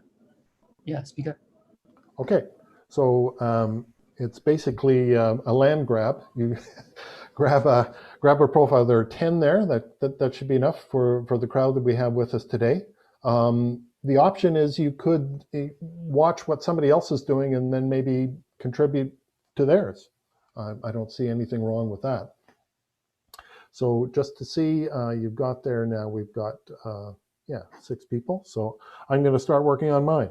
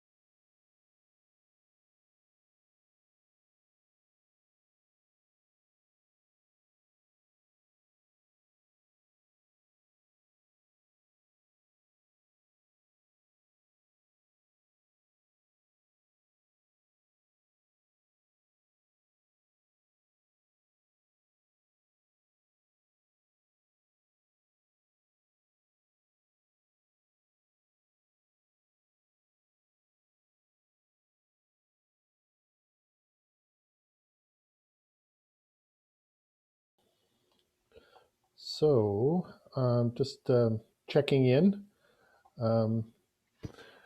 Shall we continue on just a few minutes? Or the two things we can do. We can just continue on for about 5 minutes. We can now take a little bit of time to read out maybe a couple of them. And I want to sort of go to this panel discussion to round out the half hour. Any thoughts? Yes, but I wrote things which was missing about the badges were the value usage, how they would be used, how they would be displayed, and so that was very much on the issuing process, where would you get a badge, but not on how would it make a difference. Okay. Its impact, the services associated. It's not easy because today there is nothing. So I really believe that we should really reflect about when we create a badge now in terms of services, because this is a big thing which is missing with badges today, is services. Mm-hmm. Why don't you just go ahead and walk through yours, Serge, and sort of highlight the. I notice you picked on something. It's a project you're already working on. Yeah, so, it's easier for me. Yes. So yeah. I noticed Maria did that too. So maybe you can just sort of walk through and sort of point up the areas where you added some fields. It starts on 403. Yes. So basically, as I'm working on a project called Bridges, which is about gender inequality in STEM education and careers. And students came up with the idea of WISE badge. Can you share? Sorry, can you share your screen? Just I wanted to share the screen. Okay, maybe it's easier. Sorry, yeah. I can share my screen. Sorry. Share. Where is it? Okay. Yeah. Great. Here it is. So it's just one of the WISE badges because we're a few WISE badges, and would be WISE advocate. So someone who is advocating equity in science education and careers. What does the badge recognize? Commitment to supporting, and so we'd want to earn that badge is quite easy. And the question is, what would it be useful for? And I think one of the very first thing for the badge would be to create a community of WISE advocates, be able to campaign. And how could it be made visible? I think we should have a WISE badge portal. So we'd be able to see all the people who have the same badge immediately. You don't have to download it, put it in your backpack, and then all the burden to try to see all the people sharing the same badge. It needs to be quite evident. You get the badge, and then you're immediately visible on the map. And of course, this is not enough, because what you want to be able is to have the services of endorsement, to be able to communicate between advocates, to share resources, because one of the things would be also to have badges to document practices related to gender equity. And so basically to make the community visible immediately. And I think this is,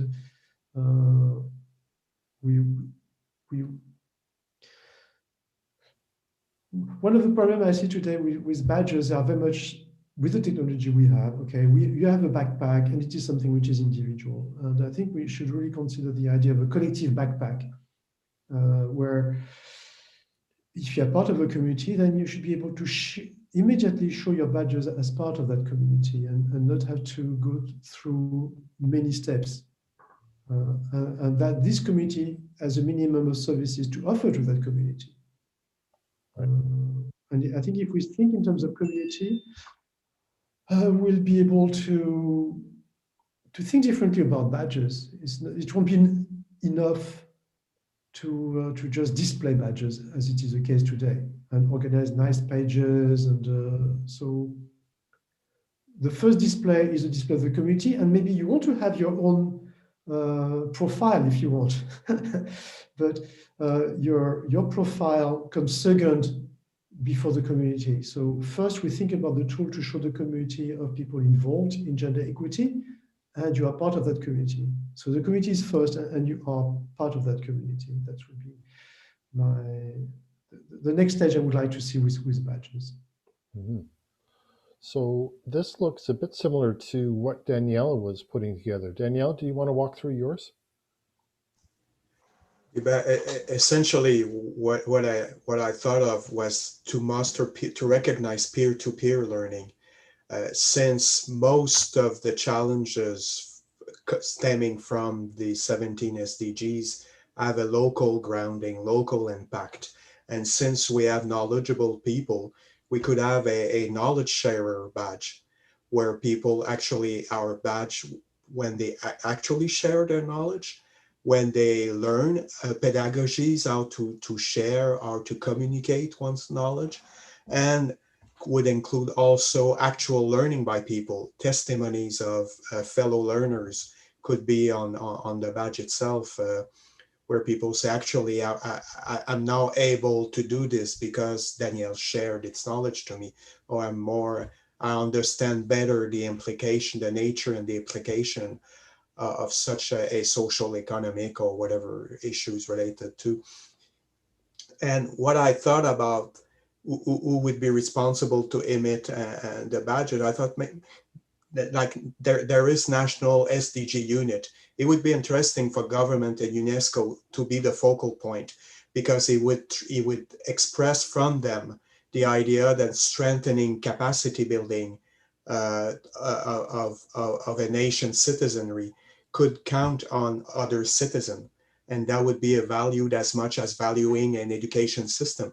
Valuing people teaching others would be viewed as part of the public good and a public education system, as formal schooling is.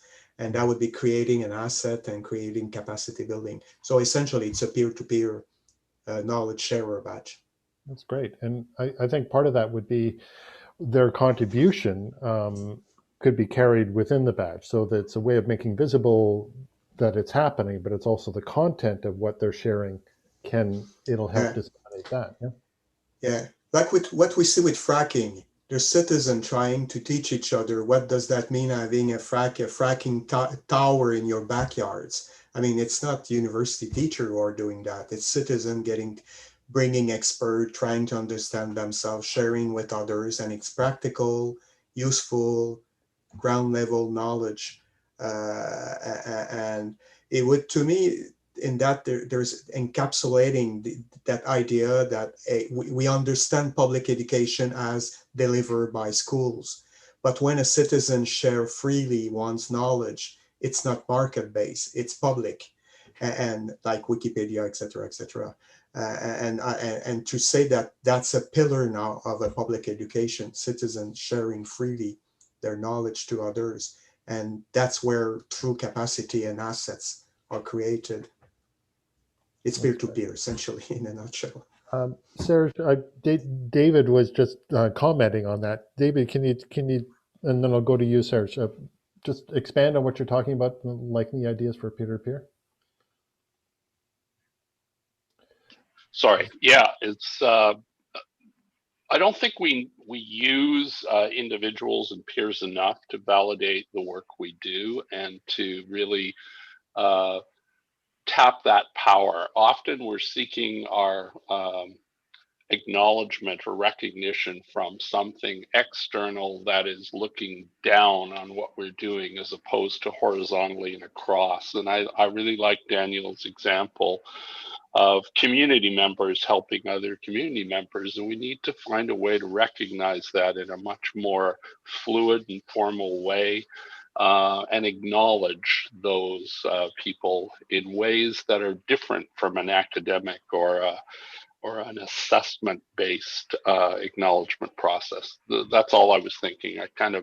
We constantly need to be reminded that peers are also extremely valuable sounding boards for ideas and recognition of what we know.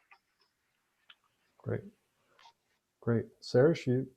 Yes, this really, to build on what you just both said, and going back to Bernard's presentation, the idea that the person who is doing the assessment, in fact, it's a recognition process, and they write the narrative for the person they recognize.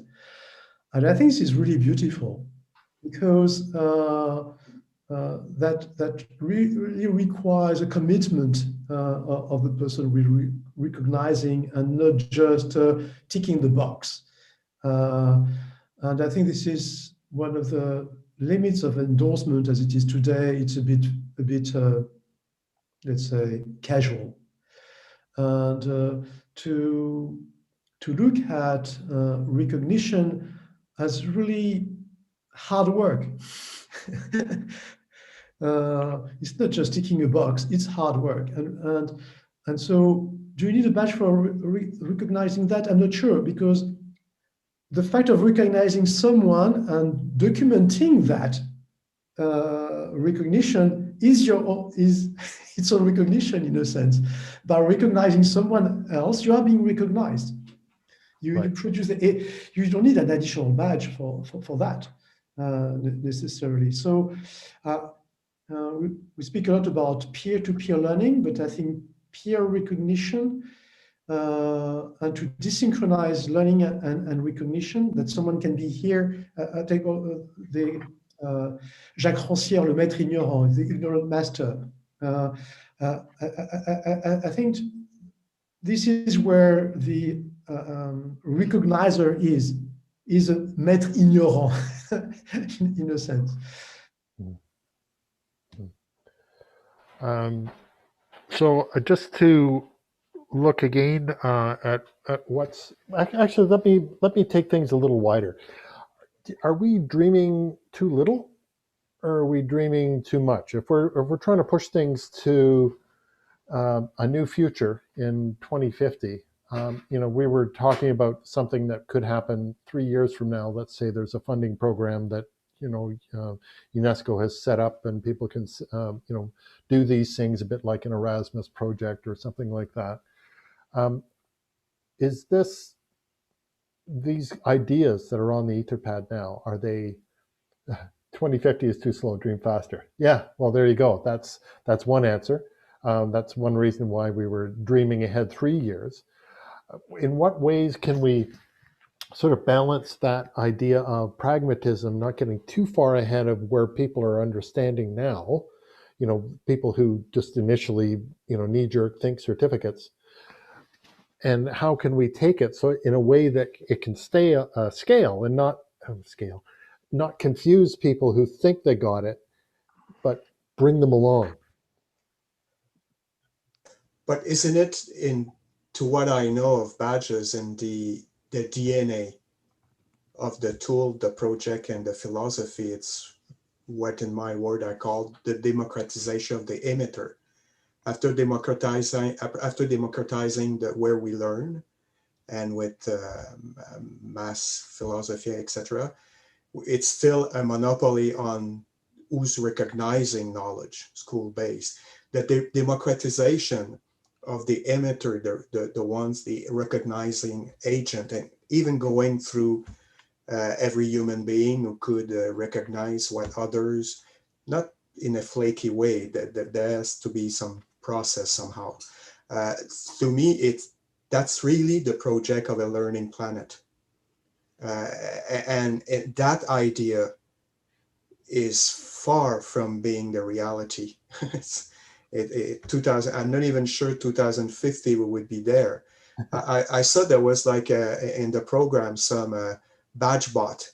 And when I read about that, that's kind of insane. We could have in 30 years highly sophisticated artificial intelligence with virtual agent and chatbot and badge bot, and have us having proof of what we know. Because I think in the work-related environment, when I read report about badges and how businesses are opening to it, they kind of say, in a sense, I don't mind where people, my point is not where people learn, is do they really know what they claim to know? If you tell me your tool is better than a diploma, I buy it. But at one point, there's a lot of sharing among citizens right now, kind of way beyond social movement. Individuals are sharing with each other, and coordinating revolution in some country through Twitter. There's no central organization, pyramid leadership, and so that's, to me, my take. It's capital and asset in construction. It is a strength for society. And I will fall back to what Serge heard Serge saying, and it's true that before teaching, we have to recognize asset. And to me, what we know actually now, before learning anything else, is an asset to be shared. And recognizing that process, especially now we have the technology to link any human being across the planet. So it is dreaming big. It is easy to say. The rhetoric to me is not that hard to imagine, but it's dreaming big in a sense that I don't even think 30 years would be enough to create that culture. So, well, then we should just give up.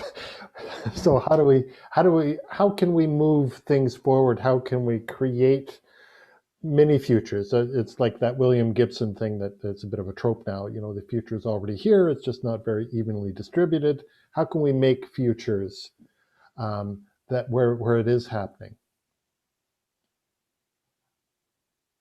I think it's also about culture. UNESCO is also about culture. And science. We tend to dissociate learning and culture. This is really sad because I don't know. It's why not better connection between producing culture and being part of the culture, and not. I think one of the great sadness of modern times is the dissociation of individuals and culture. We become just consumers of culture and not co-producers of culture. And learning is contributing to a culture, is building a culture, being active member of a culture. And I don't know. I would like to have Daniel's take on it about culture. Oh, okay, sure. No, actually, UNESCO is about culture and science, those three components. And it's not obvious in the sustainable development, but the sustainability is not only environmental, it's also cultural survival. So it touches all those dimensions. So the sustainability is also cultural in the understanding and the practice of SDGs, traditional knowledges, First Nation knowledges, but to me, I don't. It might sound like a non-answer, but I really do feel we're in a transition and paradigm shift. So it's really hard. The pessimist thing is the 19th century, 20th century seems to be still really present, but at the same time, we see that new synthesis of individual citizen acting as individual, but getting together.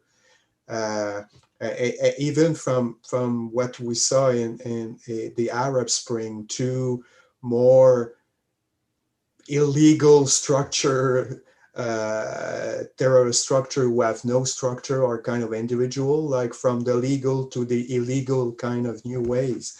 They are individual communing within a global understanding of things. So that's kind of maybe what's ahead, and the lean organization, and in whatever field of reality, the structure is agile, whatever, all those slogans.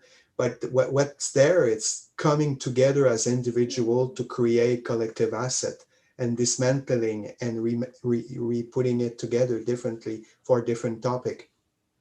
So in that, the permanent asset in the previous century was the structure, the corporation, the government. Now, the permanent asset is the capacity to be together through technology or not, and dismantle, re-put together, whatever combination. And that's being created right now.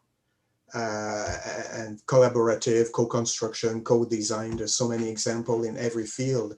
And I think in there, the permanent asset being created, it's the culture of working together, more than the structure that automatized it, and like a union or whatever, all those 20th century structure.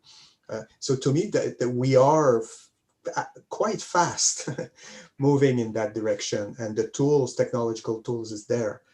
the thing is the big corporations and the surveillance capitalism, to use that expression, with the big corporation really trying to take over and steal from us. Monetize, yeah. Monetize. I mean, they stole internet, the first generation of internet and the spirit of it from us. And so that's maybe kind of the transition. We just have to be careful not to get the ball stolen from us. Yeah. So this is an open recognition conference, and we were talking about open approaches to lifelong learning. But one of the reasons David Porter is part of this panel is I'm going to call on David now to just talk about. So David is now a senior advisor with the Commonwealth of Learning, and they're doing a lot of sort of things at scale and things, badges as certificates, etc. And the question I would put to David is, can these concepts coexist and interoperate in useful ways, or are they different solitudes? This notion of what one institution in Ontario calls micro credentials or digital badges, and to me they're one and the same thing, but in some people's minds they're different things. Can they interoperate in useful and synergistic ways?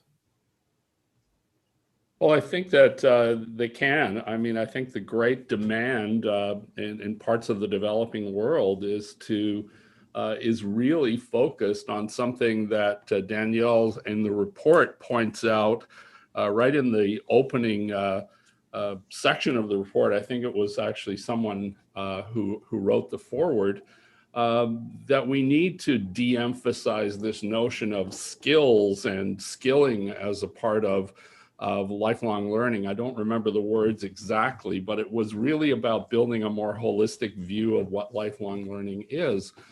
But unfortunately, in the developing world, where people are looking to better their livelihoods, the skills pathway is the way forward for many of them, and they have to follow that path in order to feed their families and find productive employment and pay for education for their children. And so I think we do need to help people to get a better kind of connection between lifelong learning, even if skills are the place they begin. It is a place that actually allows them to be productive, to better their livelihoods and move ahead in their communities in some meaningful way. And we've seen enormous uptake. And, I'll cite it that Coursera has been working on our workforce recovery program with some of my colleagues at CALL at Commonwealth of Learning. And it has seen enormous uptake in developing parts of the world where people are really seeking out those pieces of formal, and in this case, that bridge between informal and formal recognition to better themselves in the workforce. And so a lot of the conversation we're having is, how do employers deal with these kinds of alternative certification pathways, and are they valid in their context? And do qualification authorities have a role to play here? And is there a bigger ecosystem that needs to be a part of that conversation? So yes, the informal and formal, the badge and certification sector is a pretty messy place right now. But I think we will find ways forward from being bold and experimenting with some of these concepts and going down some pathways that may not necessarily be productive at first, but will help us to better understand where we could be productive. All I'm saying is this is a good time to actually try stuff out. And that's what I like so much about embracing a culture of lifelong learning. It's very aspirational and calls upon us to try new stuff, not the conventional. And actually, if I may, the workplace is a really transformed and innovative place of learning, from instructional design and all the engineering or workplace learning, when encompass the whole combinatory of learning possibility, and even 21st century and social emotional learning. The workplace trying to touch us to the learning to be, not only learning to do. So the workplace itself kind of is under pressure to widen its understanding of skills way beyond being able to operate a machine, way beyond being able to solve a problem and to work in team, but even to manage one's own emotion through social emotional learning. And the work of OECD is interesting. If you look at the topic they've covered on the past 20 years, they even now have a special field of research about social emotional learning. And there are no psychotherapists there. So it's interesting. The workplace itself is kind of mirroring what's happening across society, that we are in a knowledge society, understood as a society who needs knowledgeable people in different field of learning, and way beyond the capacity to operate a machine.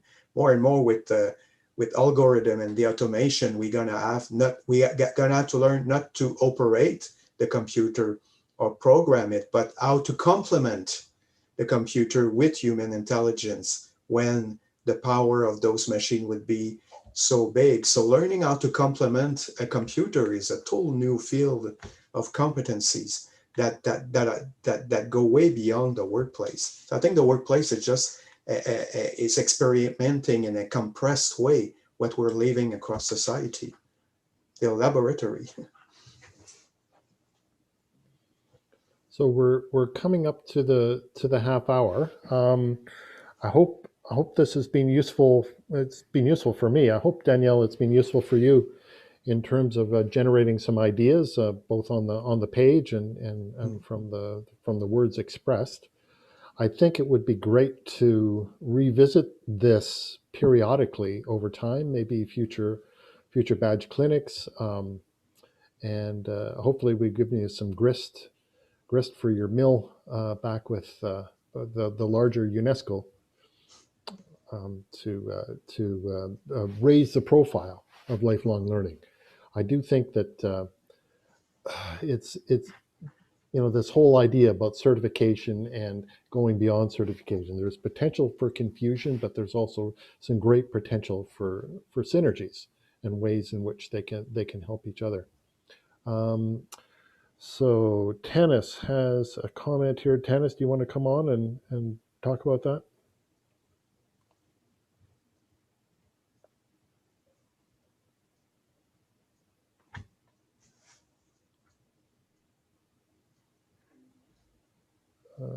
Maybe you seem to be muted, but so I mean, certainly the culture.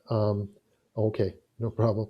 So certainly the cultural aspect is a key one, and I think that's culture and values of different communities. And actually, in a way, Tanis has touched on that herself. Is you can go global, you can connect with people who are like you, and you can expand from that, and you can develop connections between communities and build trust in chains that don't have to be blockchains. Yeah, So I don't know if there is a book that will be translated in English, Libre d'obéir de Johann Chapoutot, that I would recommend once it is translated to read it in English. But basically explain that the Nazi were the masters in Menschenführung, which is human resource management. And they were the one who went, doesn't mean that being a manager is being a Nazi. That was but the idea, when you start to look at people just as being skills, just an aggregate of skills and not human beings, then you are in the process of reification of the individual. And I think what has happened in this last century is to move away from directeur du personnel to human resource manager or human resource director. It is a real problem. People don't realize that, but it is really to use the vocabulary that was used in not very good times for humanity. So, directeur du personnel, it's clear. You are managing people. Directeur des ressources humaines, you are just managing consumables. And I think this is a problem with the discourse on skills and competencies. I don't see that we shouldn't ever speak about that. But when we reduce the conversation around skills and competencies, then we are in a process of reification of the individual. Yeah, it's the whole and the sum of the parts, and back to the notion of the narrative and the person. The person is the meaning of the aggregate of the skills. So what them carrying themselves forward. So I put a link to a review of Libre de Beir, the Jan Okay. Chaput in the chat. Great, thank you. Great. Sorry we didn't have time to go through all of the narratives. I'll just drop the link in again for people. But And just say in closing, what I offered to Don and colleagues is that discussion to bring it to UIL and the spirit of it, not only the detail, but the spirit of it, that regarding the SDG badges could be a tool. And I do think that the badge community, for what I know and having a foot in it, it's the reflection at the technical level, but also as regarding the vision of learning and what we know and what we want to know. The community has a lot to bring to the discourse, is already bringing a lot to the discourse and policies in education, because it's more than an alternative. It's a widening of the system of learning and teaching and getting to know and developing oneself and recognizing each other. That's where, and that word reconnaissance, des acquis reconnaissance, has a lot of meaning, even a deep philosophical one, deeply rooted in human rights and non-discriminatory and discrimination. So I'll bring that discussion to UIL and see how can we, in the months ahead, give it another push. Great. Well, let us know if we can amplify that for you. That's great. So thanks very much, everyone. We're going to take 30-minute break and then pick up again with the next thing is the Internet of Education. Taylor Kendall will reprise his badge clinic presentation with the Internet of Education. Thanks a lot, everybody. Bye.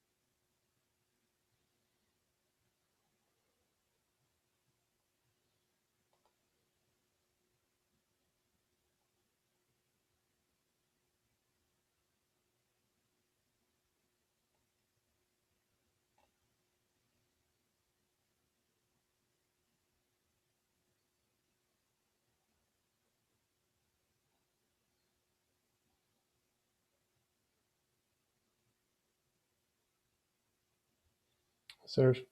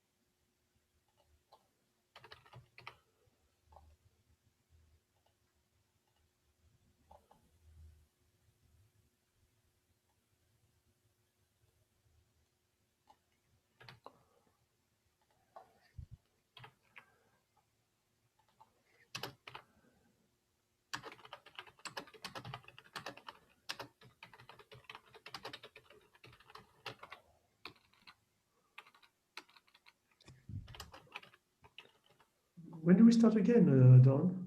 Should be now. Oh, okay, just checking. Okay, yeah. Yeah, I'm just sending a message to Taylor.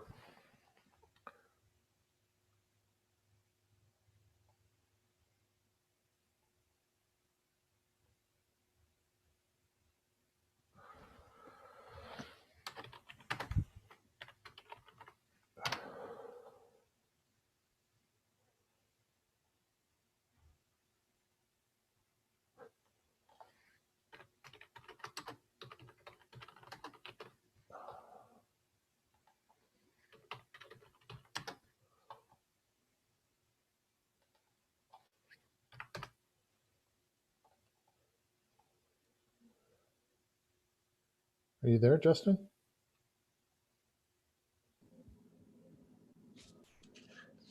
I'm here. There. I haven't seen Taylor, so I just fired off an email to him. Here, you're copied. Okay, terrific. He made a he responded on Twitter maybe an hour or two ago. So I would expect him to any moment now join.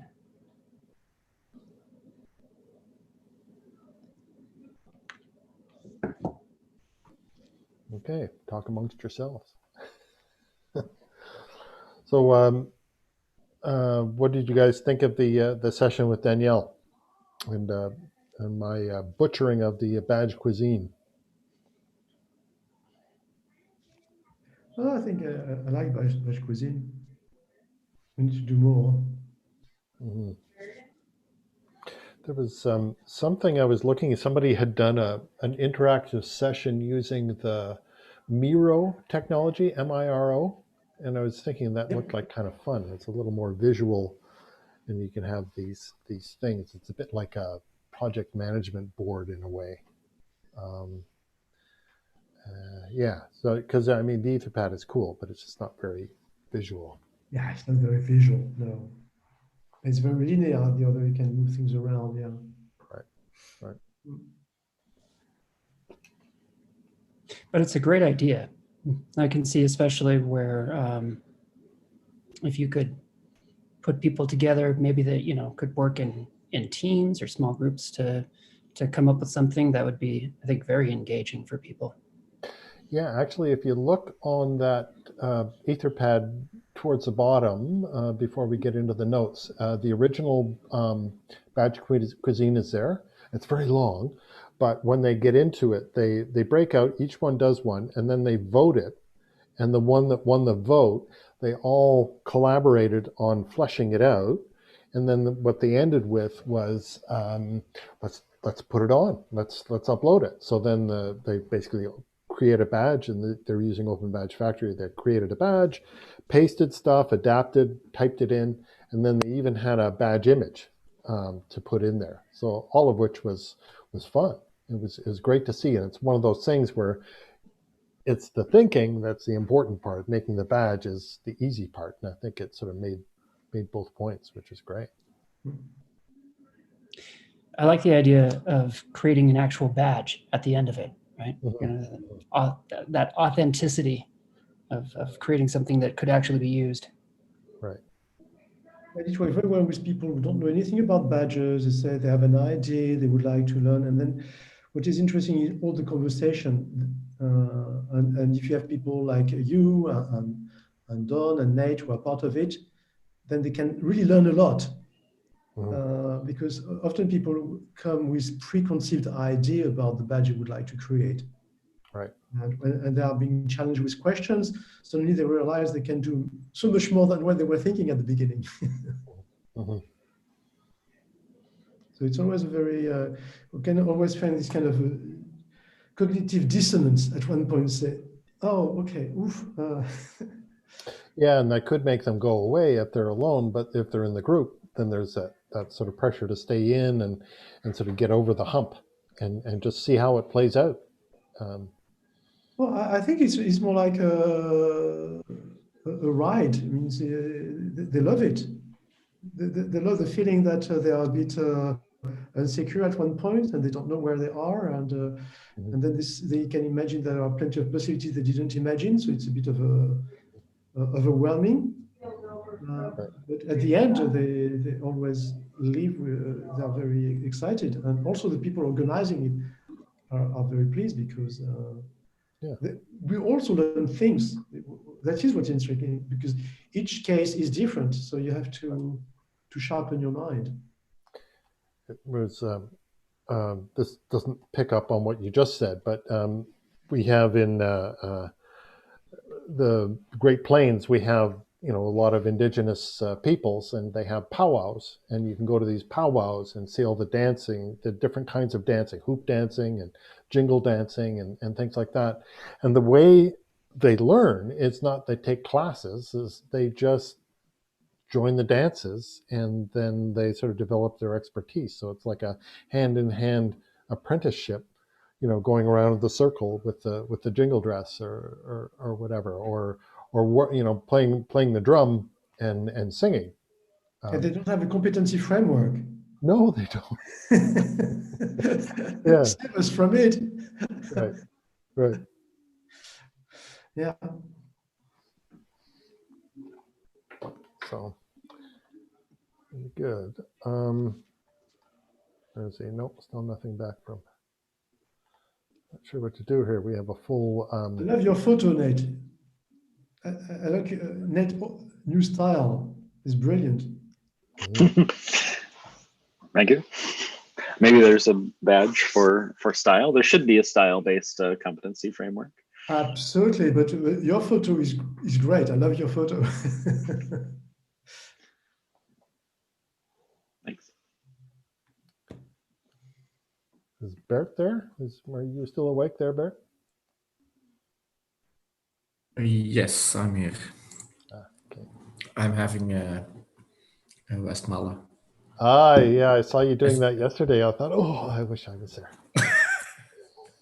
It's evening here, so what are you drinking, Serge? Or?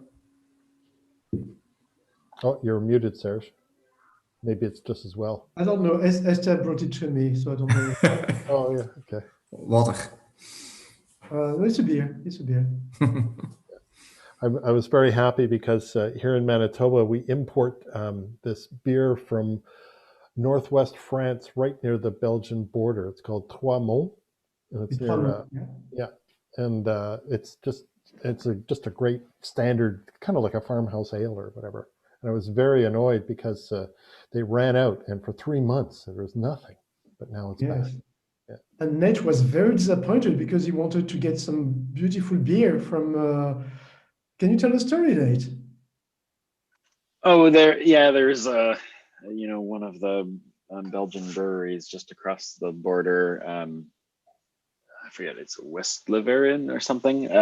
They have a lottery that you can enter to get a particular time slot to pick up a case of beer. And so I entered the lottery 2 months before my trip to Lille last year, and I did not get selected to win the right to purchase a case of beer, but that's okay. That beer will continue to be famous for many decades, and the monks have made it for centuries, and they'll continue to make it. So I will try again if I find myself in that territory.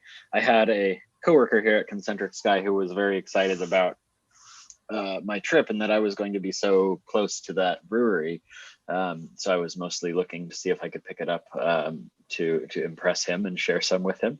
But it's always my favorite part about tourism, of course, and experiencing travel is to see the food and the drink that people enjoy. And so when going to new regions, I want to see the beer as well as the wine and the food. Mm-hmm. It's the West-Vleteren beer. I will make sure that you have one next time that you're around. It's very difficult to get, but you have an alternative which is called Saint Bernardus, and it's actually totally the same. So not many people know it, but it's the same kind of beer, and it also tastes exactly the same. If you're a real connoisseur, you will taste the difference, but it's very minimal. So I will make sure that you get one next time. Sounds good. I'm sure I would be just as happy with another similar, very well-made one. Hype cycles, of course, can drive some goods to be harder to obtain than others when they're really, almost as good or very similar. Yeah, so the Bernardus would be the Abbey version, and the Westvleteren would be the Trappist. Is that how it works? Yeah, you can say the Westvleteren is the Trappist, and yeah. The thing is with the Westvleteren beer is that it's not so. It has been elected as the world's best beer some years ago, but the monks who was brewing it, they kept the same amount, so they do not produce, and so there is more demand, and that's why there is a lottery. So you're not allowed to pick more to buy more than you are assigned to in the lottery. There was a big scandal about that, wasn't there? Where they were buying bottles from one of the Trappist breweries and then selling it in the store nearby or something. No. Yeah, you do have to agree as part of the lottery that you won't resell it. Yeah. Mm. Yeah. And if you do, you will go to hell. It will be a punishment. And a hell without beer. Because nobody wants to sell it. Once you have it, you just want to consume it. So there's no point of selling it. I was going to say it'd be a unique hell, right? It'd be like beer hell, stocked with Coors Light and other fine American water. Yeah. Coors Light. Oh God, this is glorified piss. Yeah, no, it's true. Even Corona, the idea of Corona and the lime and stuff, it's just a road worker beer. I went down to Minneapolis, St. Paul for an ePortfolio conference once, and I stayed long enough days, and I wandered into a beer store, and it was like a shrine in the middle of the beer store. It was all these Belgian beers that I hadn't seen in years. I used to be a kid in Belgium, right? And they were all lined up, and I thought, oh my God. So and they were reasonably priced. It was like between $8 and $10 for the big bottles, $8 and $10 American for the big bottles. And so I brought back a box of them, and I was very, very careful to come in under my allotment for crossing the border in Canada. But I crossed at this funny little crossing called Tolstoy, going back into Manitoba, and I got asked so many questions about this beer that was in, and like, what's in here? What's this about? What did you pay? They didn't understand. I said, but it's a good beer. Yeah.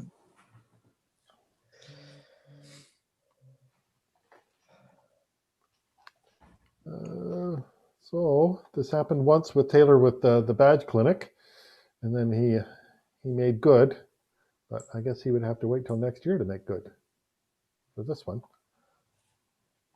Can I? Sorry. Can I? Oh, sorry.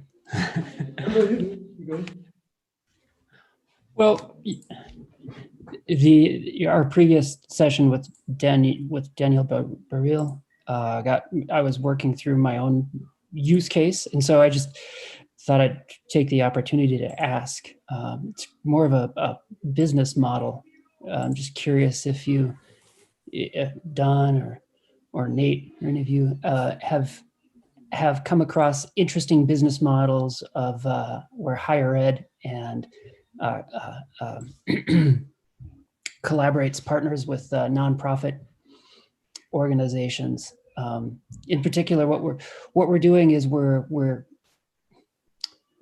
we are hosting a course, a workforce development, 21st century skills development course for a nonprofit in Montana that works with like traditionally marginalized populations and folks who are having trouble finding employment. And they have developed these classes, and we're hosting the course on our Moodle instance. But then that would just be the first step, right? The next step would be that the earner of this micro credential then goes out and has a placement with employers around Montana. and then the employer and the nonprofit, and hopefully, gosh, maybe even coworkers could then endorse and add evidence, and the learner themselves could add evidence, and it all sounds great in my head. The one sticking point is when leadership at my university says, "Is this going to generate revenue? How does this work for us?" And I say, "It's a pilot." I don't know exactly how this is going to generate revenue, but it's a good idea somehow. I just don't know exactly how yet. Sure. It is a good idea, of course, to, when you're doing pilots, to sort of know where those pilots could lead to in terms of fitting into a particular way of doing business that an institution is familiar with. And it's not typical that a public institution necessarily tries to create programs that directly generate profit, but if they are institutions that do need revenue from public sources and from, to some degree, sort of consumer sources. And there are plenty of interesting business models that sort of can fit with that mission. It is kind of good to sort of find an existing program or something that proves out a model, so that you don't have to do all the bureaucracy for the first time when trying to grease the skids on getting a new program approved. Because if it's something that an institution is doing entirely for the first time, then it'll get a whole lot of extra scrutiny and just designed by committee until it dies, is my experience. So seeing something that is sort of working in a parallel field, and if you can duplicate that but with badges or something like that, that's one good way to go. And then also just sort of looking at the overall mission of the institution and trying to determine how does some offering serve one or more of the pillars of the institution's strategic vision, is another way of going at it, to make an argument that essentially maybe something is not intended to be a revenue generating function for the organization. Maybe revenue neutral is ideal, or at least is good enough and a good justification. And then otherwise, it is worth investing in money and explicitly not bringing in new revenue to offset that, because it serves some higher mission, as another strategy. Yeah, revenue neutral would be perfectly fine, I think. And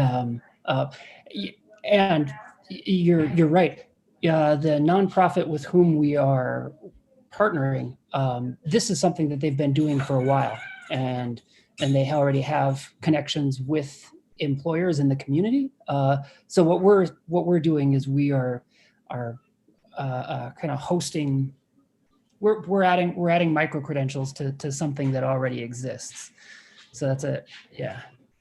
So the costs for you would be developing the course material, and also the protocols for evaluating sort of the people in the workplace.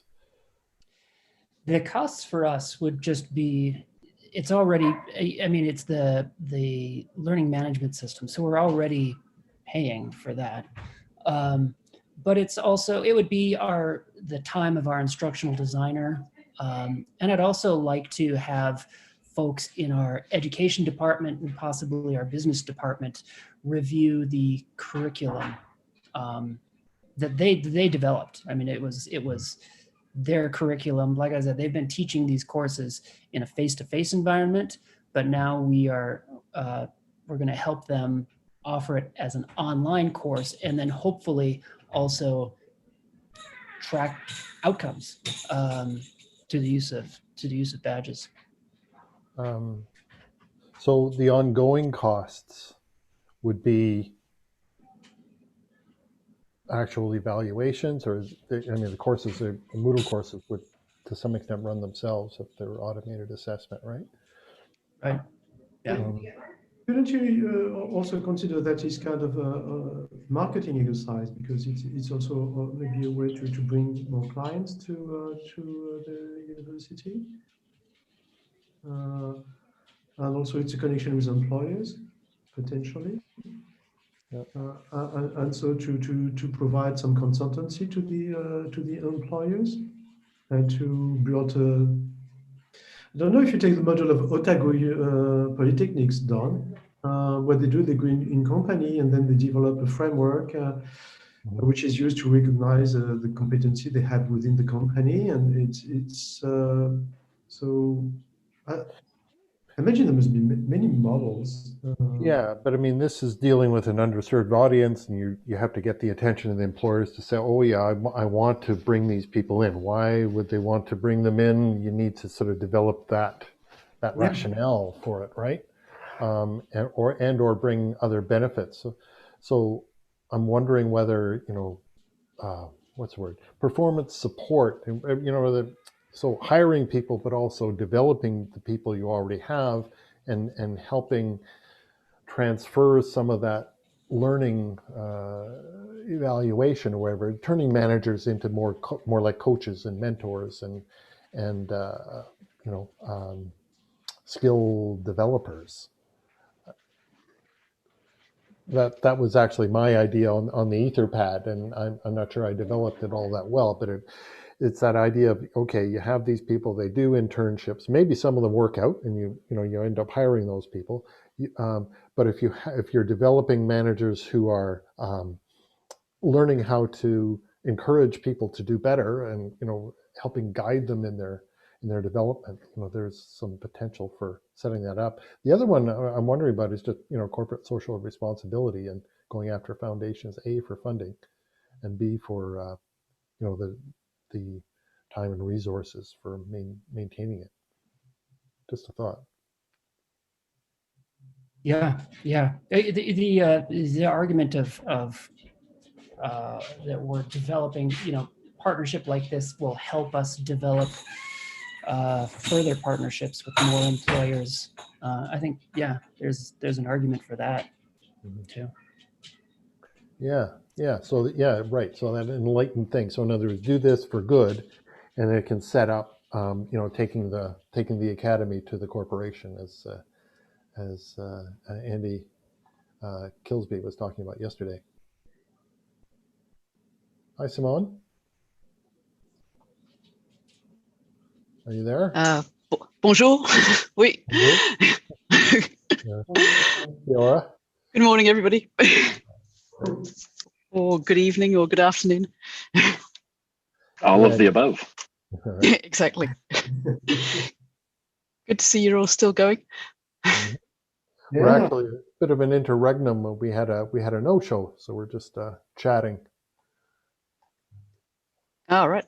It's someone who is used to no-shows. Yeah, it's gonna. Well, no, that would be a badge for no-shows. Yeah, that would be a badge of shame. So I noticed that you have one in your collection there, Serge. One for Eden, I think. So still nothing from him. So today we're going a little later in Asia Pacific because we are doing 3 sessions in Australia that Kate is helping with. I'm just wondering about this transfer of control where it didn't work yesterday. I'm wondering if I looked at it here. No, it worked very well. The thing is, Philip will have to be there because we need to. YouTube can have maximum 12 hours video. Okay. We could stream much longer, but if you want to keep the video, it mustn't be longer than 12 hours. That means that Philip will need to do we need to be present in order to stop and restart the video. Yeah, he's told me how he does it, but I'd feel better if he did it again. No, because the thing is, he will receive. You will need to provide a code that will go to his telephone. Well, I did that once, and I'm on today. I'm actually logged in today. So if he's not around, I think I can do it. I'm in the YouTube account in another browser at the moment, or at least I was. That browser's shut now. Okay, so maybe if you keep your browser on, yeah, maybe. Anyway, we can just call him. Yeah, that's probably he's got the routine now, and he's I'll send him a message to be sure that he's on guard. So does it make sense, Simon? I'm not. Are you going to stick around for the Australian portions, or? Let's have a look.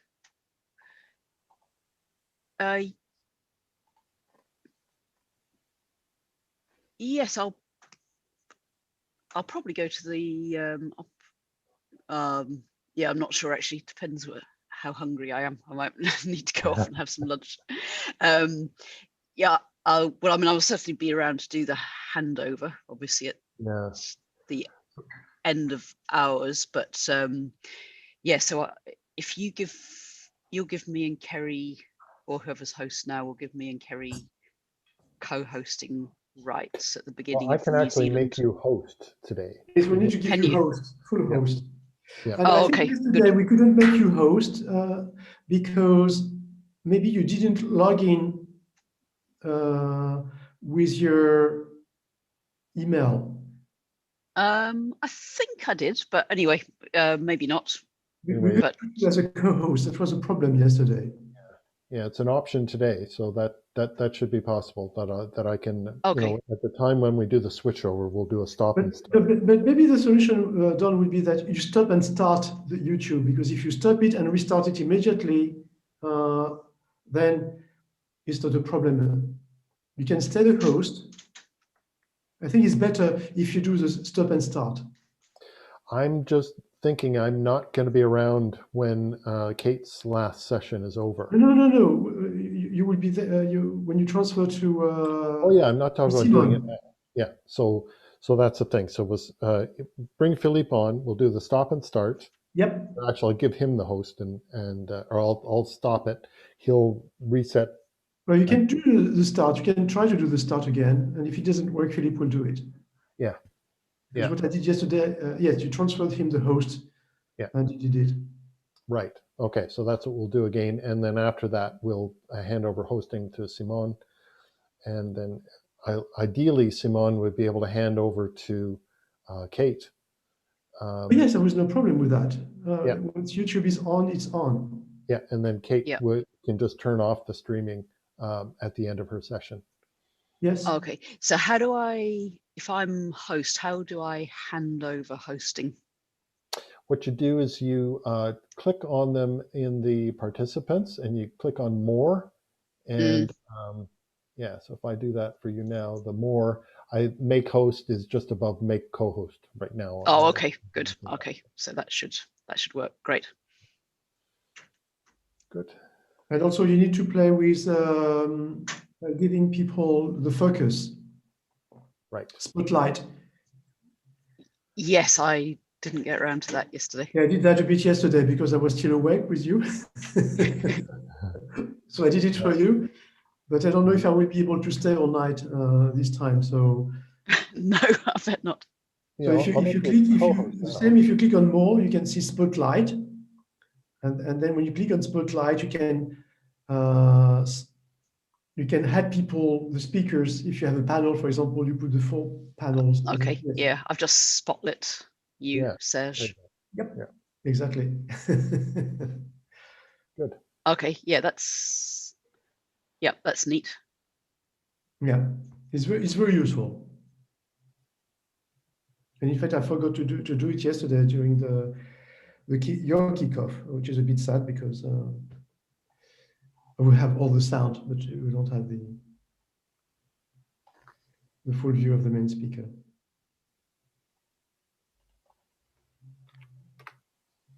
Okay, so I shouldn't need to worry about YouTube because somebody else will be. That will continue. Don or Philip will be handling that bit. Yes, I'll check with him that you will be ready for the. Yeah. Oh, we have Derek there. Yes. Hi, Derek. Yeah, kia ora. Just jumped in early to see how things are working in preparation of the time ahead. Mhm. Oh, that's good. Yes, we're just having a little lull and chatting about technical aspects of handovers.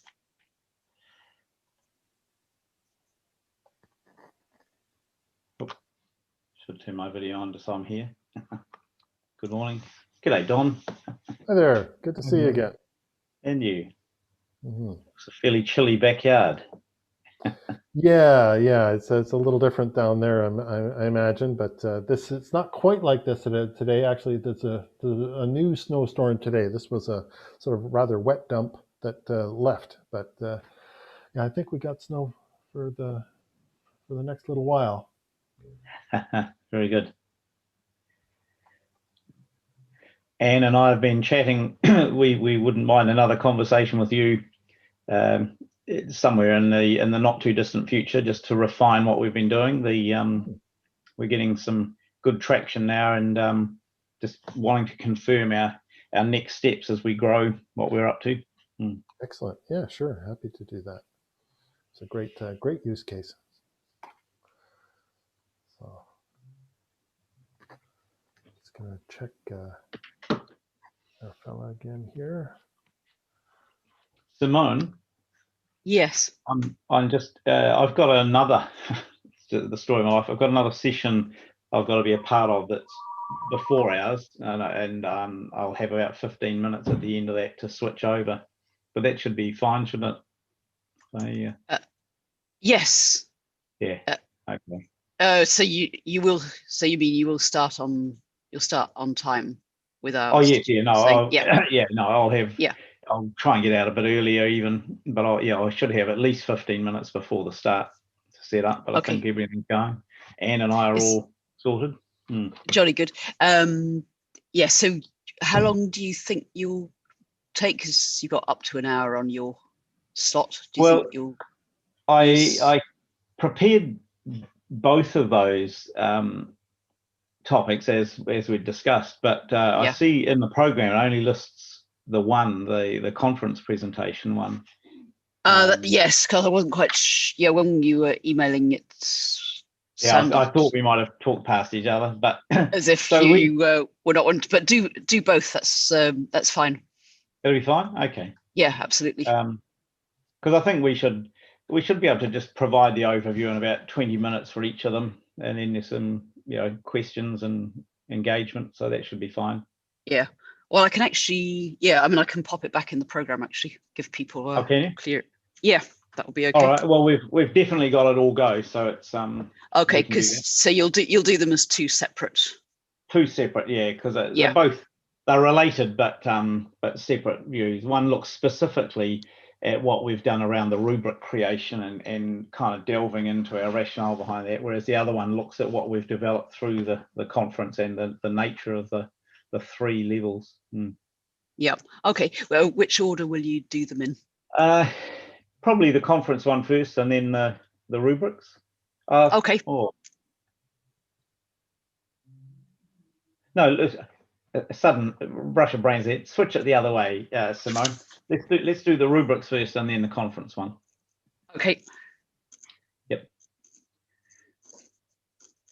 Right, I'll pop that in. That's excellent. Thank you very much.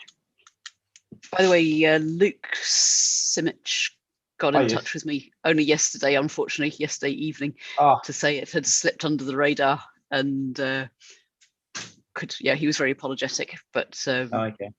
Yeah, he wondered if there was time to get involved. So I said, sorry, not really. Not really. Oh, what a shame. And I haven't been able to be on his case because we've just been a bit overwhelmed ourselves. I'd had the initial quite long discussion with him, and I thought, he'll be rolling now. But there we go. So he was for you, if other people are around still. Yeah, he was. He's doing badging in a high school in Auckland, so that's pretty interesting. What was happening there? Yeah, so it's a pretty awesome case, especially at school. And that video that we had available, that we'd done, I thought was quite illustrative. It would have been useful for him to be able to talk around that. Never mind, next time. Yeah, next time. That's what I said to him. Excellent. Well, look, I might duck out of this now so I can get ready for the next thing I've got to do and then come back in, Simone. Yeah, sure. Fine, Anyway, right? good to know that you've been able to make the connection. Definitely. All right. Cheers, Okay, then. everyone. See you later. See you. Bye-bye. Bye.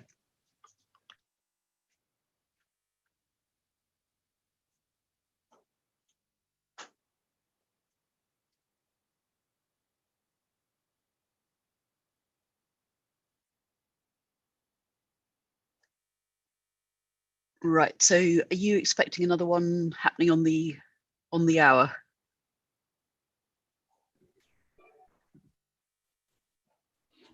Yes. Yeah. Yep. We are. Okay.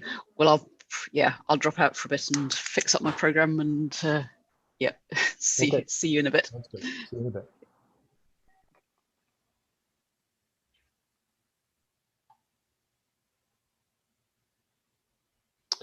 So we have Robert Luke coming up, hopefully. Yes. And that will be the last session for the Americas. Right. So he was confirming that he was going to be here today. I saw him briefly yesterday, some of the sessions. Oh, okay. Yeah. Okay. Yes.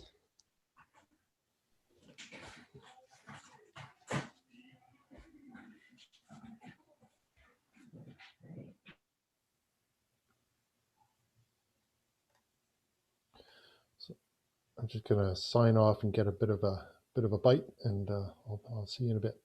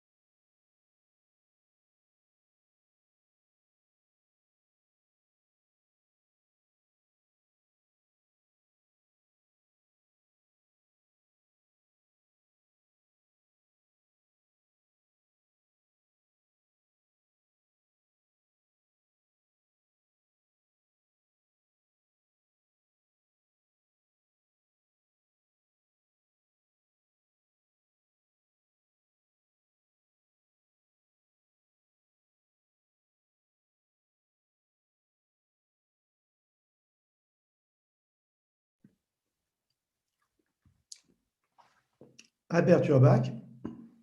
I saw you came back very quickly. I'm back, yes.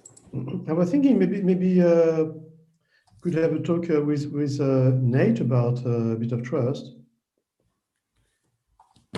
Yes.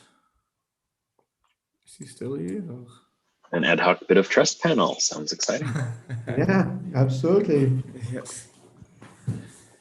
So as you mentioned yesterday that I had articulated, maybe accidentally, just as I was talking in the panel, several of the principles underlying bit of trust. That was good. Maybe we could talk about those principles, or you could just provide sort of an updated summary of some of the latest thinking on bit of trust. I think Beth has done a very good job, and I think there is real progress in terms of design and protocol. So it would be interesting to have your view on the work which is being done. It's still a bit early, I understand, from Beth's point of view, but I think we're on the right track now. we see we have solved a number of problems. Okay, I stop. I shut up. Bert, it's yours. No, you can continue.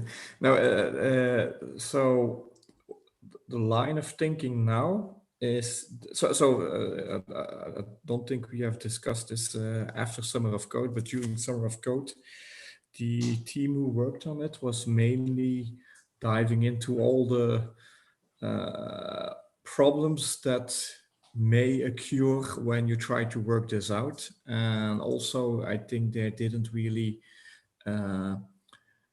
I think the use case that they were focusing on was not the best one. And I think we now moved on to a much better use case to understand what we're trying to do. And let me try to explain, and then you can ask questions, Nate, because then things will also become more clear for me. But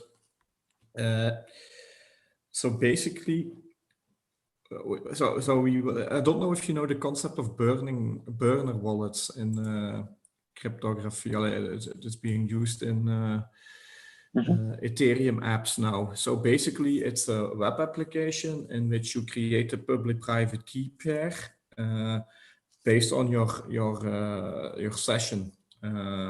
Basically, it's a way to make. So what's the difference between that kind of public-private key pair and something which is where the public key would be your identifier? Is that it's only created in that session, and it's not intended for the user that he keeps that private key as being the proof to his identity. So we're doing basically the same. When you use the application, there is a public-private key connection. So your device is recognized, the session is stored, and as long as you do not leave the session, you can interact with the bit of trust network. But the point is that from the moment that you're in that network, you start connecting yourself with others. And this happens by just exchanging a URL in which others connect to your non-persistent identifier at that stage. And what I'm now trying to do is that this is stored in two ways. First of all, locally, and secondly, in a public database, actually, which should be a Merkle tree. And then the next time that you connect, if you're out of the session, so let's say the session is destroyed and you will try to reconnect, you can do from any device that you have linked yourself with at that moment, which is still an open session, and you can do it from a new device based on the public database that is accessible. So actually, the people who are still connected in their session can acknowledge that you are that identifier. So the novelty, I think, what we are establishing is the fact that in the network itself, there is no persistent identifiers of the humans. There are from all the devices, but there is no real hard linkage from device to human. And somebody entering with the same device is not necessarily, if the session has been closed, it's not necessarily the same user. And I think this is a difference from what I understand as how you would normally implement this. And starting from that point, so I think that one of the learnings that we had last months is that we try to step aside from all of the things that you can build on top of that, or from all of the interpretation as this being a trust connection and things like that, and just the basic of what are we doing in the back end. So what are we constructing? So this is basically where we are now, and I'm trying to put this in a first proof of concept. And I don't know if you know the Olvid app. It's very interesting to have a look at. I did it with Philippe yesterday, and basically they're doing like in a way. Well, let me share. so this one. It's French technology. That's why Philippe shares it, I think.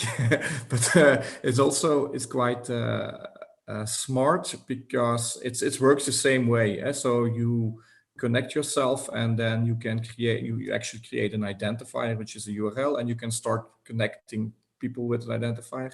I think the step, what we would like to try to achieve a bit of trust, is have this, but then be able to transfer it over several applications. So actually that you can save your network in a certain way, which is totally centered on you and not centered on the application.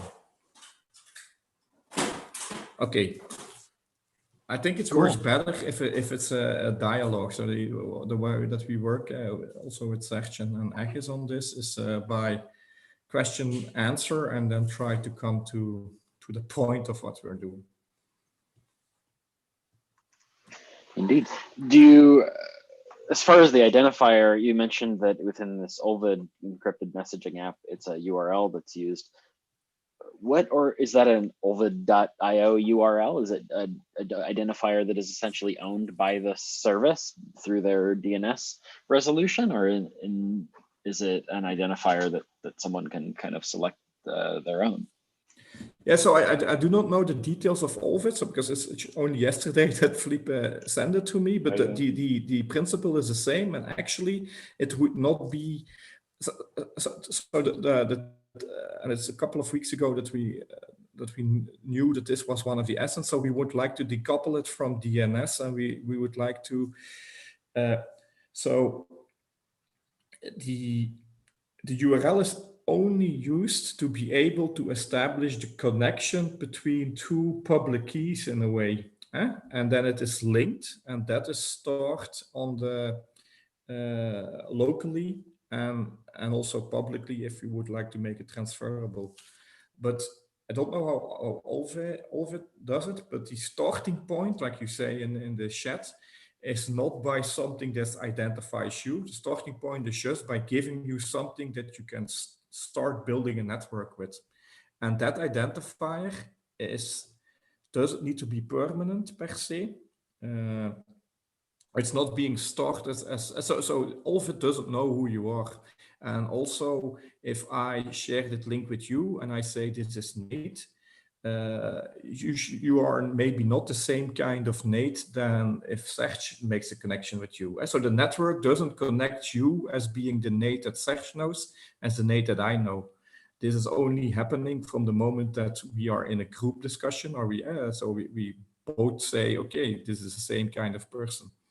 So you actually can, so there is no, this is basically the fundamental of what Bit of Trust is also doing. And I think the how you would say it, the niche, or some people would say the killer app, or the ID where I think would transfer this from what Olvid is doing is by just a messenger app towards something which is bigger, is use this kind of connections to build domains, like Sash has explained. It should. So actually, if I create this kind of connection with you, it creates a domain space or a namespace that we both agree on, and which we can connect others to. And I think this is the hardest thing now: is how can we capture that as being something? How do you say? Yeah, as very related, as being a URL on its own, a URL which is constructed by the fact that so the service on which we make the connection is irrelevant from the moment that we made the connection, because then we have the URL, which is basically our devices being connected through that service, as something which can be transferred on any other location supporting the protocol. That would be the point. And then it acts a bit like it could be like a login with kind of mechanism in which you just take your network with you. So now if I give my phone, it happens, it's the same with a phone number in a way. but you give the power to decide what kind of actually you have. You can create multiple phone numbers by default in a way from yourself. It's kind of interesting. Sorry. And the app we want to develop as a proof of concept is that basically, I don't know your telephone number, I don't know your email, I don't know anything about you. We are just connected, and basically, everybody has a kind of a manifest that tells what is visible by the other party. And so, if I want to call you, the protocol gets your telephone number and does it without me knowing what your telephone number is, or if I want to send an email, it is just the same. So like that, if you change telephone number, if you change email, if you change location, it doesn't matter, because all the information I need is to be connected with you, full stop.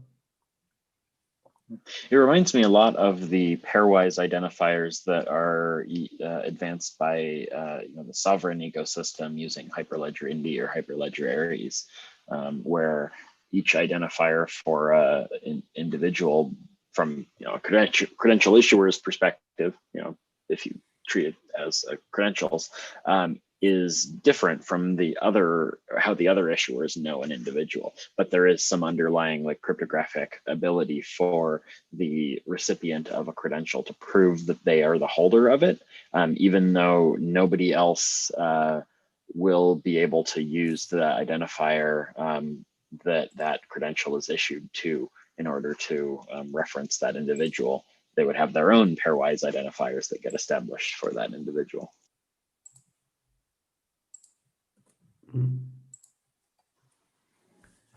I've looked into the pairwise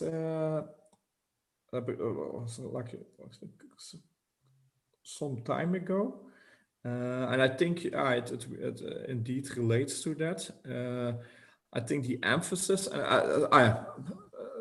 it's just a matter of the front-end facing way of communicating with this, is on the fact that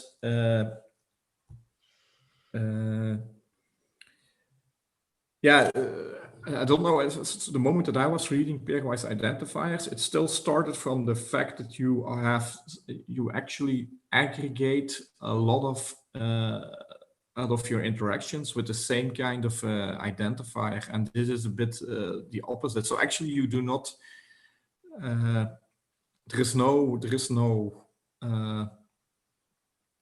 reusage of you as an individual. I don't know if I can state it well, but I think all of it is showing it good, is that there is the starting point of your new connection, of your new interaction is always is totally in the hands of what you decided to be.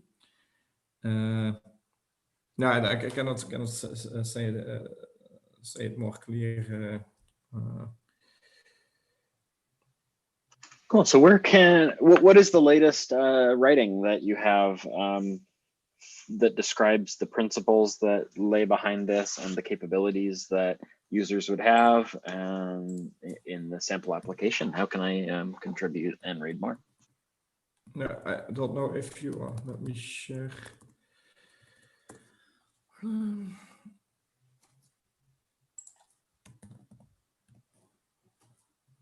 So, looking for the link. So the thing that the students has written during Summer of Code is basically I'm sharing the link now.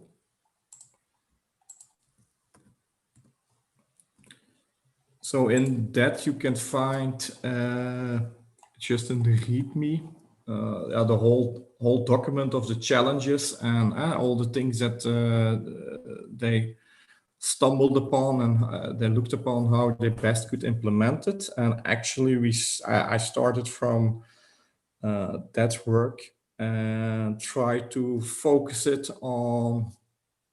So one of the big learnings of Summer of Code is that from what was described both in the green paper and now there is a document which exists, which is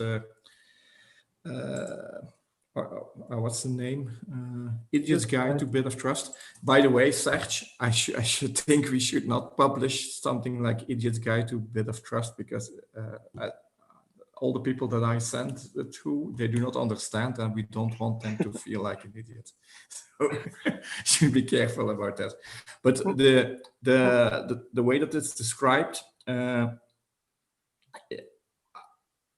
think a lot of it is what it could be, and not the basic fundamentals. And the basic fundamentals is what we're trying to do now.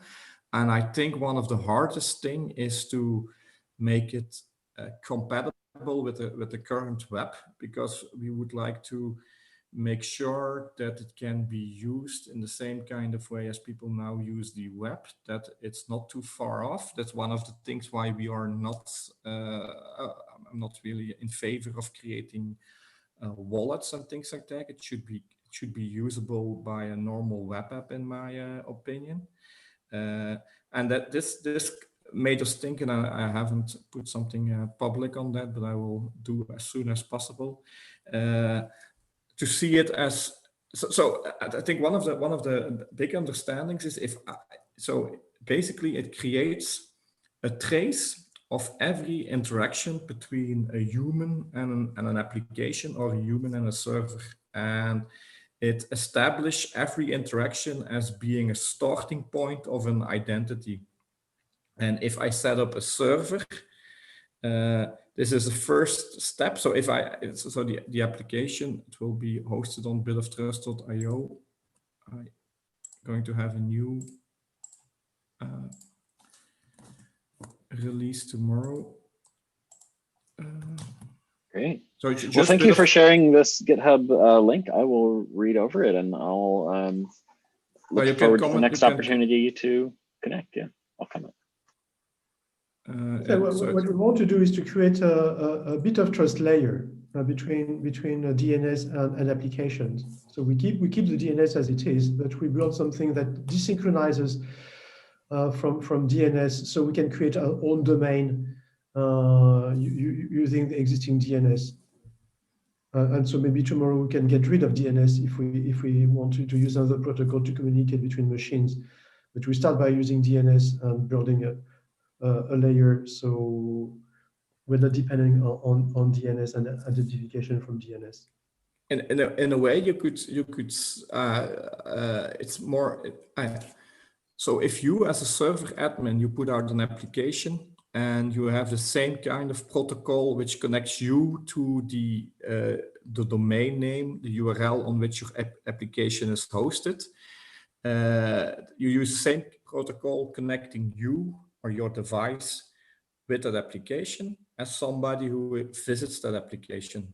And on that level, you are actually connected as somebody who, via the application bitoftrust.io, is connected with the bitoftrust.io trust network. And from that starting point, Serge or I have starting our digital identity. And we use that as our starting point, for instance, to connect with Justin. And that's the way that we try to reconcile the current domain name system and how trust works with the peer-to-peer human trust relationships. And you do not need to know who, for instance, bitoftrust.io is, but you know in the network that the connection that I made with Serge starts from the bitoftrust.io point. So Barrett, I'm so sorry to interrupt you, but we are at the hour mark right now, and we have our next speaker is here. So, but this is a very interesting conversation, and I can't wait to hear more about it.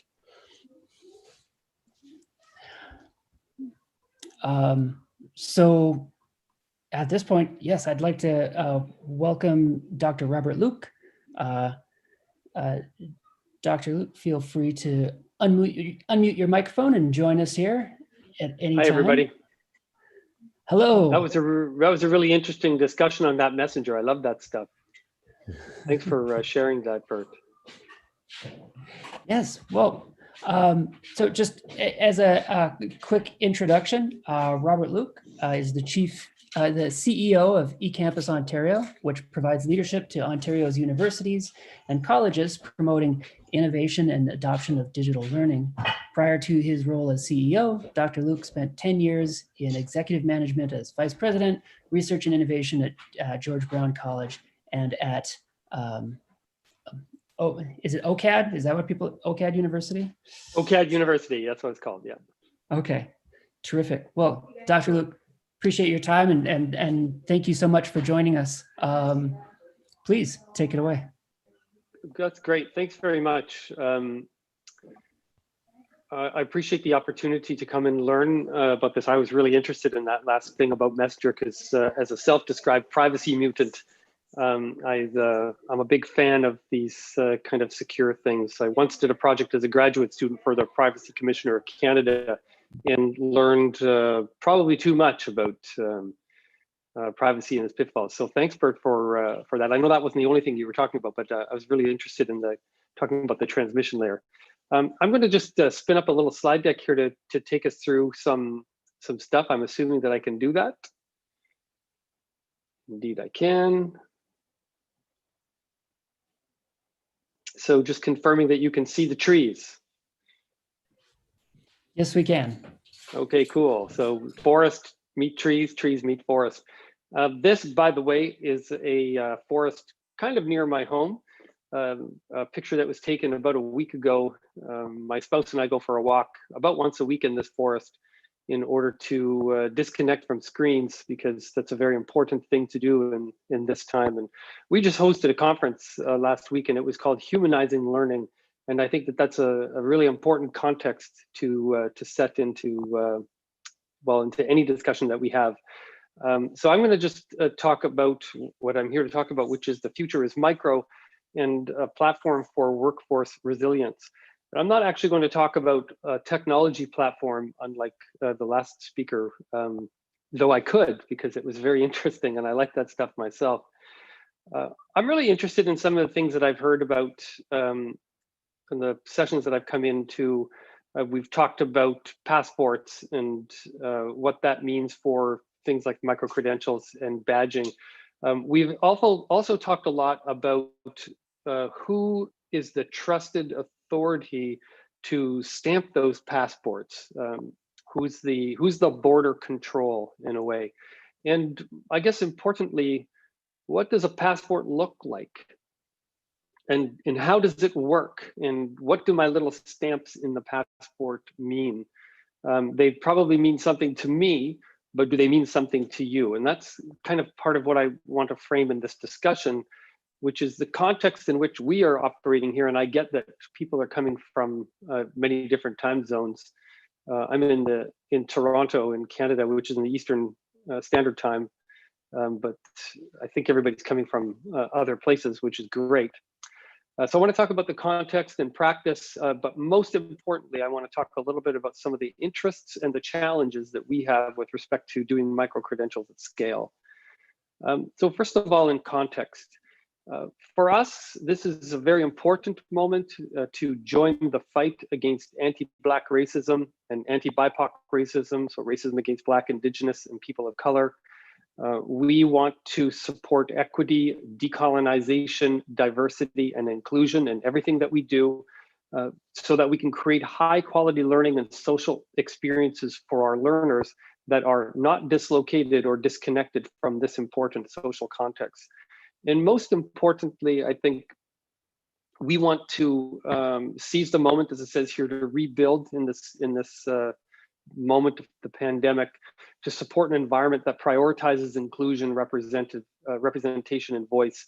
And I think it's very important for us to all remember that those of us who have the privilege of isolating have a privilege of isolating, that we are able to sit in our homes and or an office somewhere and not be unnecessarily exposed to risk. We also know that those who are experiencing marginalization in our society have an exacerbated or a worse experience because of COVID-19. So these are very important contexts in which all of our work here is situated. So we talk here a little bit about digital first education, and in the pandemic pivot, we saw that digital first education went from being this kind of nice to do thing over here to this, well, the only thing that we can do really at scale in the education environment. I work in the post-secondary education environment or tertiary education environment. And for us, digital first education, as it says, means that learners have greater control over their learning. They have more access. This learning is articulated and it's laddered. Our minister likes to say that micro-credentials are stackable and trackable, or trackable and stackable.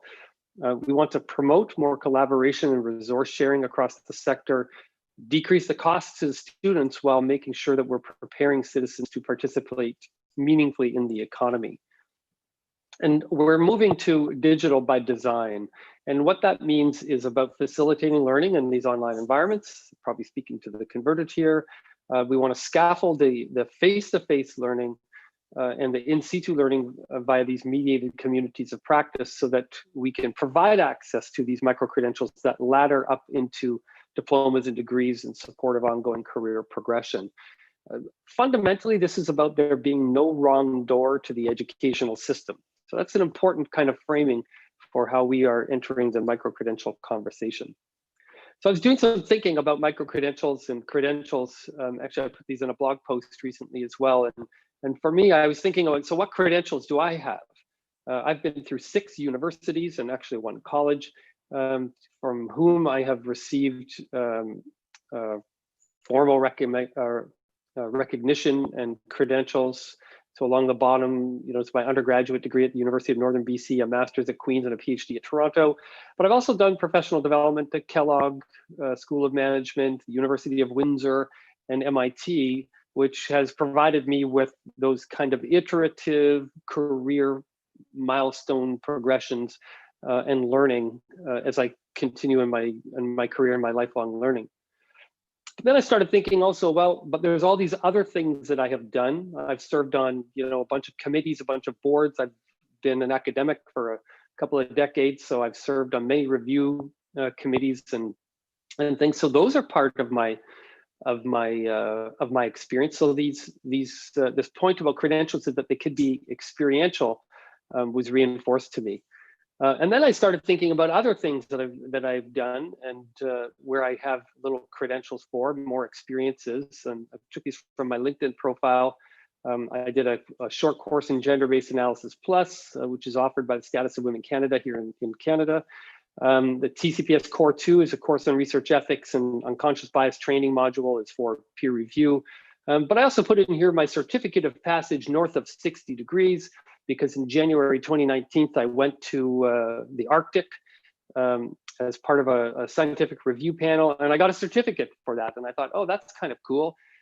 That's like a micro-credential, and that means something to me, because it means that I went to this, I'd never been to the Arctic before. I think it was like minus 50 something the day I arrived in January, but it was fundamentally a good experience. And so I decided to put that in there as well. While I was picking around the conference website, I also saw that I could get a badge for the conference. And so I downloaded my conference badge. And so that's part of my experience as well. So all of those things are important and meaningful to me.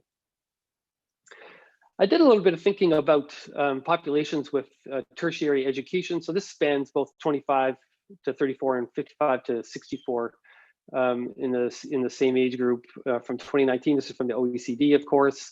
And you can see over on the far right that Canada does pretty well. We're one of the most educated populations on the planet. We trail Korea, certainly on the younger populations.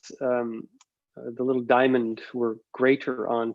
And what's important here actually is this means both tertiary type A and type B. So college and university, or in that order, type A is university, type B is college. And those are important considerations for us, certainly in this country, because we have different paths through the post-secondary sector and colleges and universities, and they don't always link up very well. They don't ladder very well across the country, and the paths are not linear. So like I went through a college into university, Some people go through university into a college and they get different progressions and credentials thus. So that's an important context. But the point about this slide is that we are from collectively populations that have a high degree of educated populations, formal education in our populations. And Canada is quite high, as you can see. But then I started thinking, well, what about the future of work? So I literally Googled the future of work, and this is some of the images that came out. I don't know if you can tell this, but down here in my bottom right, there's a bunch of robots sitting on a skyscraper, which I thought was kind of nifty. And that's like a take on an old picture of people, I think from the 50s, building the Manhattan skyscrapers. But the point is, a lot of people are talking about the future of work. So if I think back to my formal credentials and how much formal education people have, and then I think about, oh, but everybody's talking about disruption, I start to think about, okay, well, the ability for a formal credential, particularly one that takes 2 or 4 or longer to obtain, to provide that kind of workforce relevance is, it's not limited necessarily, because of course the education is both transactional and transformational, but it requires us to start thinking differently about the way education is enacted. And I think everybody here knows that. And I guess the important thing for me here, and certainly in the context of Canada, is something that I refer to as the pivot economy. And that means that everybody needs to pivot. We all did the collective pivot in the pandemic. But there's things like digital disruption. There's this rise in the need for economic self-sufficiency, and how much more will you pay for a good or service if you know that you're supporting a local business, for instance. Or spoken about the future of work. But these other 2 points about being price setters and not price takers in the innovation carrying capacity are important when you think about, the economy of intangibles, which we are now in. I.e., it's no longer just raw resources that relate to jobs and wealth creation in any economy. It's about the ability to create value. And if we are, for instance, just simply a resource extraction economy, and we're selling raw resources on the open market, then we're a price taker. We will take whatever price we can get for that resource, be that oil or wood or minerals or what have you. But if we add value to those raw resources, if we build something from that wood, if we process the kinds of things that we're mining, then we can set that price on the open market. And that's important because it means that we have taken a step from a tangible economy to an intangible economy within this context of digital disruption. And that relates overall to what we could refer to as the innovation carrying capacity of any jurisdiction, in this case, Canada. And that's important because when we educate people to be participants in our society, we need them to be nimble, and we need them to be able to pivot and to constantly, iteratively upgrade their education. This is a very quick slide from a piece that our federal government put out a couple of years ago now, maybe 3-4 years ago. It's Innovation for a Better Canada. And the top line here is very important. It's about people. Identify ways for more Canadians to acquire the skills and experience that the global and digital economy demands. So that means both formal and informal education.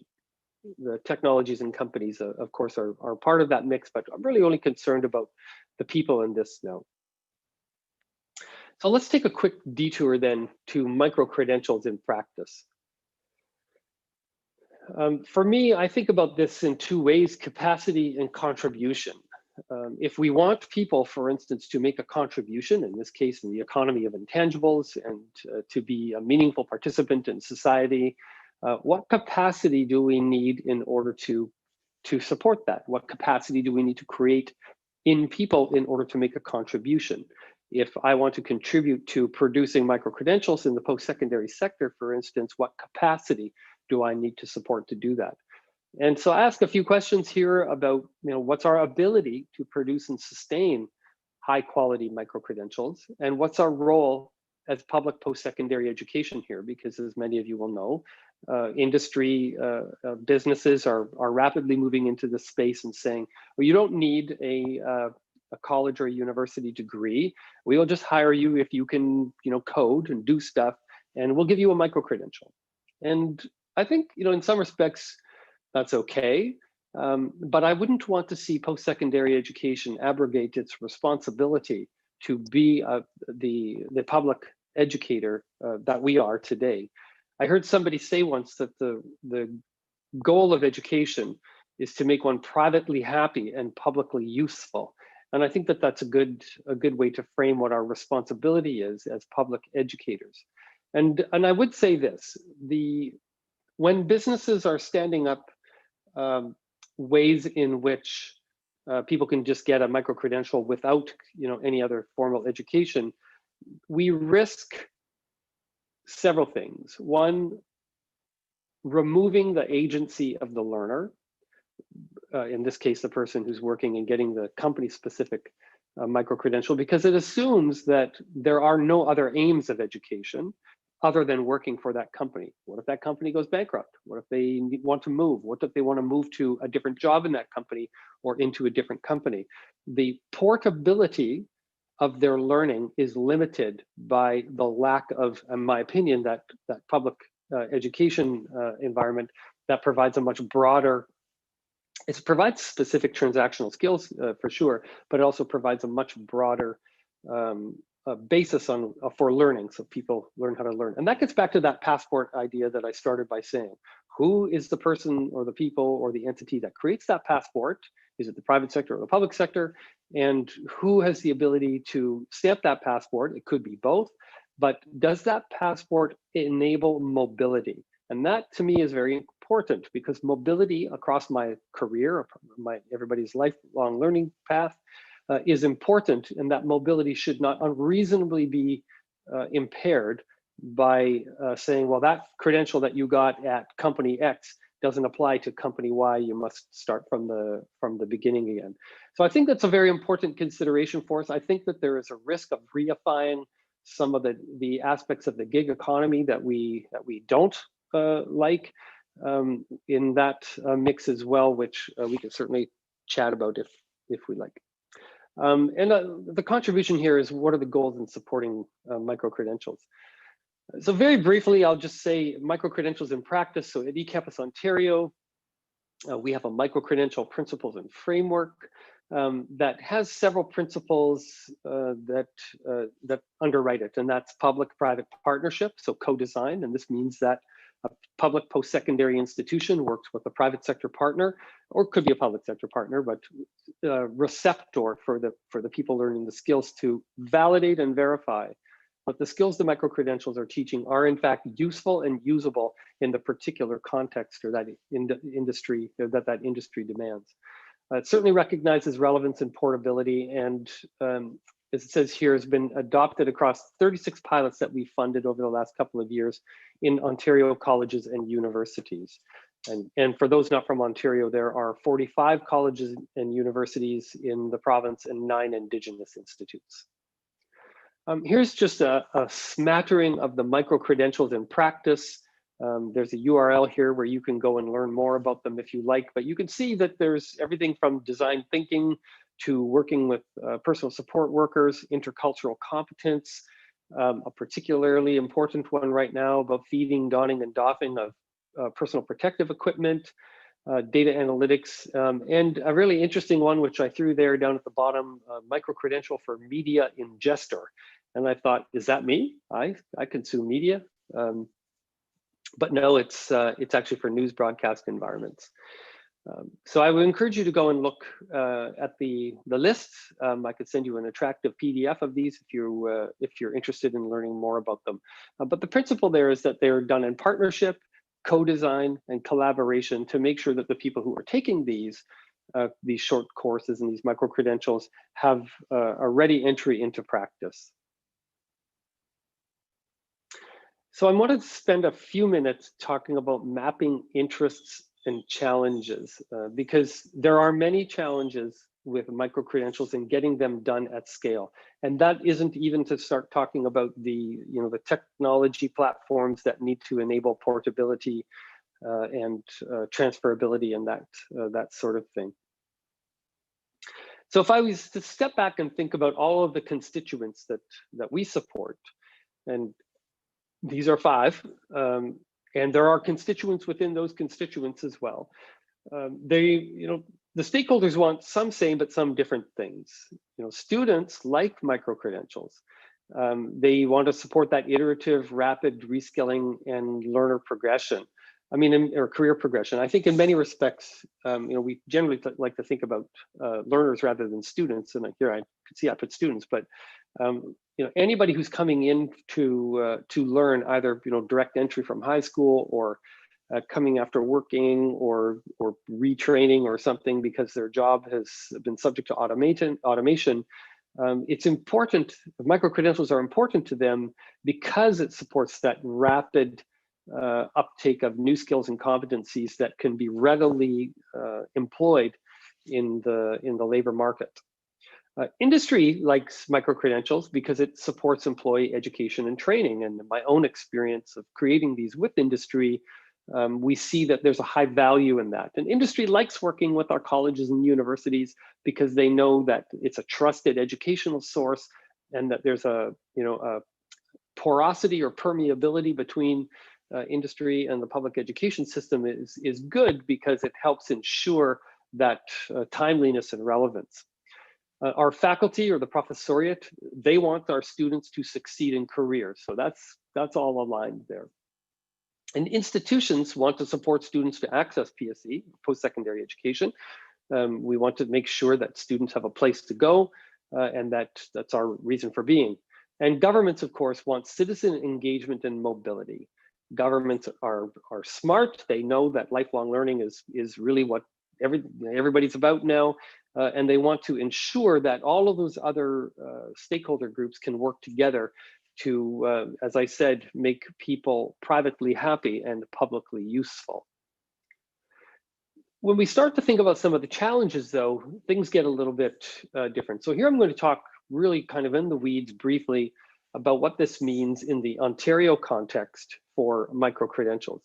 I think the learners in the industry, they stand. There probably are some things that we could say about how learners access education. Right now, it's mostly online. Do they have access to the technology?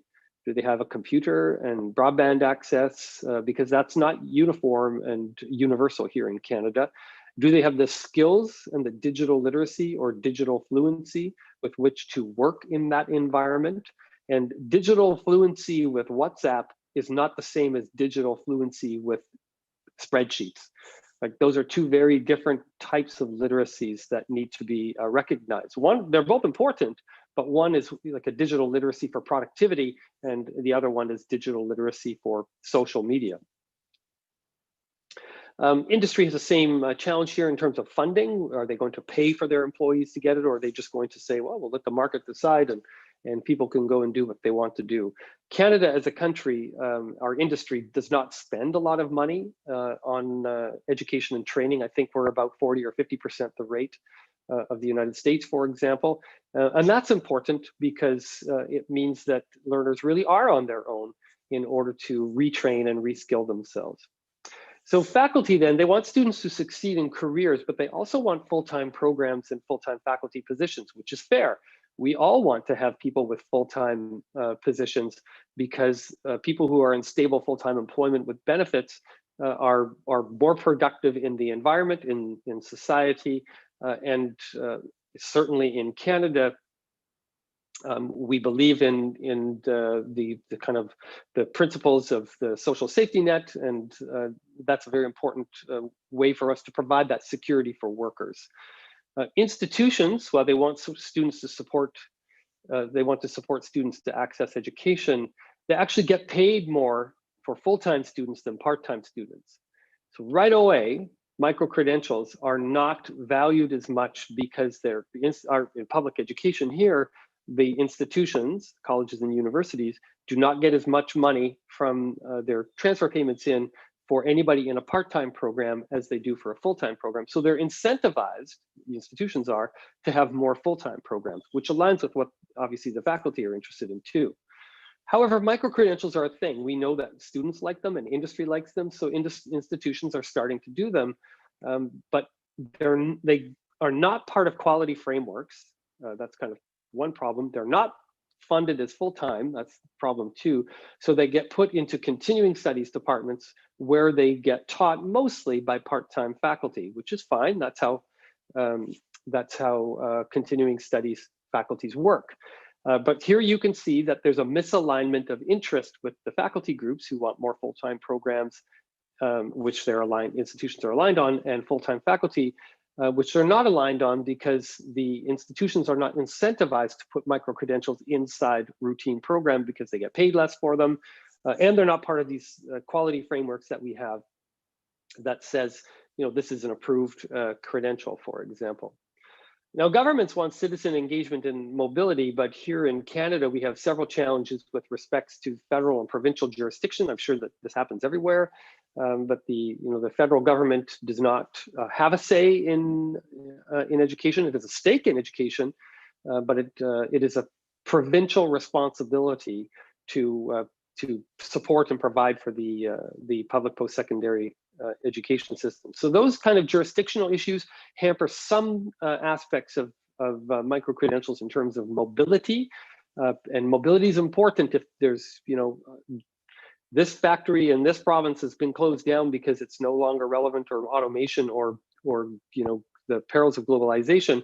And if those people are able to migrate to another province, or to another jurisdiction, there's no guarantee that any training they take here is going to transpose over there. So that's a challenge that needs to be thought through, which is akin to international transposability or transferability of credentials.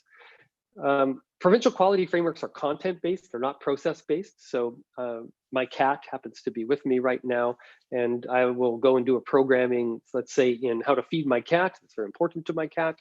And so that program can get approved as feeding a cat. But if I was to also have a dog and I wanted to get a program to feed a dog, I would have to reapply for approval in the quality framework to feed a dog. Now that might be the same program as feed a cat, but it's for dogs. And my point there is quite simple. If we were to think about quality frameworks as approving a process, well, here's a micro-credential framework for taking care of a pet, let's say, then the content and the process can be disaggregated such that we can have a more rapid and agile entry into the marketplace for the kinds of micro-credentials that we have. The last point here is that nobody has done the job of stacking credentials yet. So we talked at the outset about being trackable and stackable. Trackable is fairly simple. It's in my passport, it's in my digital wallet, it's on my Open Badges platform. But stacking those into more formal credentials, that's a job to be done. Currently, it's the purview of something called Prior Learning Assessment and Recognition and Review, PLAR, but it's very ad hoc.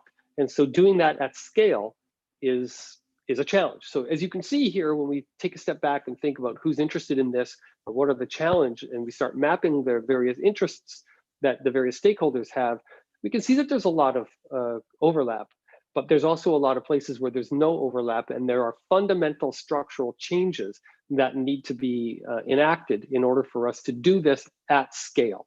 And scale is what will make a difference in going from the 36 pilots that we have incentivized and funded into the post-secondary environment, which is great, to saying that, okay, we want to now do 36,000, or we want people to be able to earn a baccalaureate or a master's or even a doctorate degree iteratively over a certain amount of time.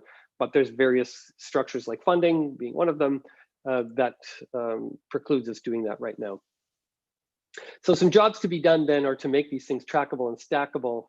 And as I said, nobody has done this for making that happen at scale. So I'm almost near the end here. And for those of you who are old enough to remember, it is my premise that we're in, this is from a BBC article, as you can see down here, that Napster turns 20 and how it changed the music industry. And we are in the same type of change moment that as post-secondary education providers, that the music industry was in back in the 90s, the late 90s, when Napster came along and said, but I don't want to buy the whole album, I only want that one song. And Apple then, of course, came and disrupted that market even more. But I think, you know, it's incumbent upon us to recognize that this is a fairly significant change moment.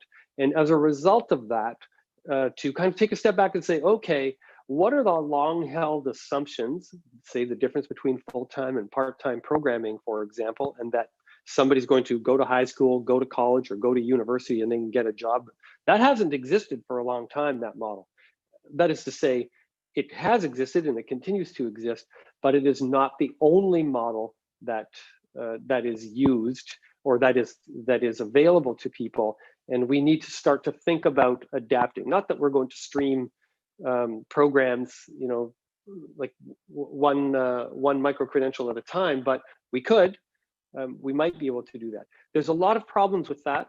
How do we ensure that we don't inadvertently support or create echo chambers that fail to expose people to challenging worldviews, for example, or not necessarily challenging worldviews, but challenge them to think about things that they might not like or might not want to think about. So, you know, if I'm going to stream this artist all the time and I only listen to that artist, how do I discover new music? So that's an important principle that we think is something that needs to be thought about when we start to think about how the post-secondary industry is changing. So I'll end here and say with this William Gibson quote, "The future is already here. It's just not very evenly distributed." So there are many people who are, many institutions which are doing this. Many of the people that I've heard at this conference talking about the kinds of things that we can do and should do and are doing. But there's many people and organizations who are not with us yet. And that includes those who are experiencing marginalization, Black and Indigenous and people of color who are already marginalized and having that experience exacerbated because of the pandemic. And those who don't have access to the technology or that technology is not accessible, for instance, for people with disabilities. So it's very important for us to be thinking about how we can evenly distribute that future, which really is already here. And I guess I would say one thing in closing, and that's, I did a lot of work on accessibility, so accessible technologies for people with disabilities early in my career. And I think it was Judith Heumann, who was in the United States somewhere, who said this, that for most people, technology makes things convenient. For people with disabilities, it makes things possible. And I think it's incumbent upon us to think about that disjuncture. And it's not just people with disabilities, it's people without the economic means to have this technology or the broadband and availability, or the people who don't have the privilege of isolating, like some of us do in the current environment. So thinking through those kinds of things as we stand up a broad-based scale for micro-credentials, I think will be very important. And certainly for me, that's top of mind. So I'll stop there. This is me and how you can get a hold of me in case you need to. And we have some time for questions, or we can end early, whichever you think. And I'll stop sharing my screen somehow, right there.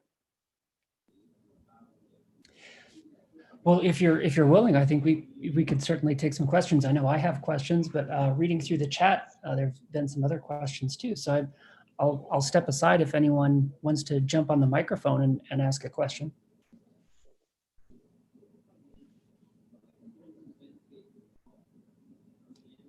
Meanwhile, I'll look through the questions. Sure. Hi, Robert. Long time no see. Or actually, I've seen you. I was lurking and watching you at TESS last week. Okay. So it was great. I have a question, and I'm just echoing what I've written there. The micro certification pilots involved partnership with industry, But my understanding of that is that it was co-created, but it was essentially, the idea was developed by the institution. So my question is, that's something where the institution is still at the center, which is a familiar model. Are there other models that are possible where industry can start? The only one I can think of off the top of my head is IBM and the IBM credentials.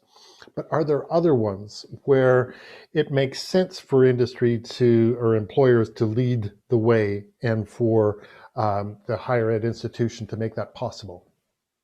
Absolutely. I guess, thanks, Donna. It's great to see you. I think the last time we saw each other, we actually saw each other in person, which was great several years ago. I think it's a good question. First of all, I would take a step back and say, by incentivizing co-design and co-creation with industry, we're not necessarily putting the institution at the center, although it is true the funding we provide does go to the institution. But it is the case that those institutions are responsible for working with their industry sector or partners to try and understand what the relevance of that particular micro-credential is. The second thing I would say about that is that college programs in particular, and some programs at universities in Canada anyways, in Ontario, all have very close connections to industry. So I'm thinking like trades are a good example. Like every college program in Ontario at least has an industry advisory committee. Medicine, law faculties, engineering, they all benefit from close links to industry, because industry needs people to come out with skills that are applicable. To your point about, so I guess just to say that the co-design model, I think, is not as rare as we think it is. And the autonomy of organizations and academic freedom, of course, sometimes makes us lose sight of the fact that there is a real push me, pull me with the academic institutions and industry. But with respect to other models, so I'm familiar with IBM, McDonald's as well, and I think Amazon all have programs that they use to promote people through management ranks and into management ranks, for instance. And some organizations do like almost what amounts to a PLAR handshake back with those corporate programs to say that when you take that program at IBM or McDonald's or Amazon, you will also be eligible for a diploma or a degree at this college or this university. Those are not without controversy. People think, oh, that's the corporatization of education. And I think we could debate that about what that means. But I do think that there is room for those models. I think what I'm trying to argue is that we need to make sure that if an industry partner or like a company is standing up their own micro-credentials programs, that it is not reifying inequality and lack of agency for a learner. Because the value of holding a passport of learning that it gets stamped by many, including the public, post-secondary, and the private, is that it's learner-centered. It's not company-centered. I mean, we talk about university or college-centered, of course, but in my own example, like I've been through 6 universities in my career. And to me, that what matters is not so much that I can put that little logo on my LinkedIn profile, but that I have learned something from that experience, and that it is my agency that is key there. But it is a good question, and I think we could talk quite a lot about that. Oh, there's a question where the industry is the lead. Yeah, I guess the answer just more directly, absolutely. When I worked at George Brown College, which is a large college here in Toronto, 2 jobs ago, there was a well-known program there in construction management, which was funded, the development of which was funded by the construction industry because they needed construction managers. They needed people to be able to come and manage the trade. So they funded the creation of the program. I'm not certain that they funded much of I mean, there's donations that provided support, but it was public, so that people got the public subsidy to go to the program. But something like an astounding number, like 96% of graduates had a full-time job the day they graduated in their field, because that industry said, oh my goodness, like we need people. People are retiring. We don't have enough people to manage large construction sites. So they did something about it. And I think that's a good example. Right. Just to follow up on that, the reason it's come up, I'm in conversation with a sector body who has a professional certification, so a professional standing, and it involves a certain amount of education and you know, these areas of competence, etc. And they get approached all the time by post-secondaries, either colleges or universities, looking for some kind of advanced standing towards that professional designation. So to me, that's kind of a 180 on the whole setup. And so they're looking potentially at badges, for example, to modularize that professional standing, to say, okay, total of 8 will give you 5. And then they still have to make up the extra 3 with our program. Yeah, and I think that's what I mean by the stackable. Nobody's done the stackable piece yet, because nobody knows what the basic fungible unit of currency is, right? And is it 1 competency? Is it 2? Like that piece. That's why it's ad hoc right now, and we are in that. I firmly believe we're like in a Napster moment right now, where we're trying to say, but like institutions have been selling the album on vinyl for, you know, a long time, and it's not even that, well, what's vinyl? It's like, what's a CD? Like I'm just streaming music, you know, from where I can get it. And what does that mean to an institution that's used to making vinyl and selling it? Right? It means that their entire worldview is being brought into question at a time when there's many other competing pressures as well. So I think, sure, all models are relevant and useful. The challenge is to make sure that if we are investing public money in our education system, which I think is a good thing, how is it that we can ensure that whatever we co-create with industry or otherwise is going to support the agency and the autonomy of the learners to be able to move across companies or jobs in their career with this kind of iterative, experiential, you know, stackable micro-credential thing that kind of follows along with them. Tanis, thank you for pointing out the Canadian Community College and Institute landscape, where industry has involved its governance at various levels. Absolutely, that was the point of the, I think they're called industry advisory committees or something like that. I spent 9 years working in the college sector here in Ontario, and was very impressed with that permeability and the porosity between the private and the public sectors to make sure that people were emerging with a broad-based education, but also some skills that were readily applicable into an environment. Justin, you have a question here about foreseeing higher ed leaders embracing the idea of lifelong learning as more than reskilling in the near future. I hope so. I think that's why I ended with this William Gibson quote. Like, it's already there. It's just a question of whether or not the institutions can pivot in order to adapt to it, right? Again, it's kind of that Napster moment. Ironically enough, vinyl is, you know, as we all know, is having a real resurgence right now, which is a, you know, nice kind of nostalgia in a sense. But I think that we will see, and we are seeing some programs that or institutions that are saying that yes, micro-credentials are a way for people to gather programs. And I'm thinking here, so some examples that come to mind are Stanford University has a get your degree in 6 years instead of 4. So you basically subscribe to Stanford for 6 years and you can go in and out and get your baccalaureate degree. That's a version of, like, that's starting to change. That's like swapping CDs in the evolution of Napster, I think. Alberta did that for a while as well, where you could go, I think it was the University of Alberta, go in and out of school, like go and work for a while and go back to school. All of the discourse around co-op and internships or work integrated learning or experiential learning, I think, are all presaging the changes in that. But again, I think there's some hard-coded structures in the system that are jamming up the ability to do that in a nimble way and to do that at scale. And they relate to things like funding formulas, you know, like what I said, institutions get more money for full-time versus part-time programs. Like those kind of things are really important. They're not, the microcreds don't exist in the qualifications framework that we have here. All of those are really important considerations that are base structural.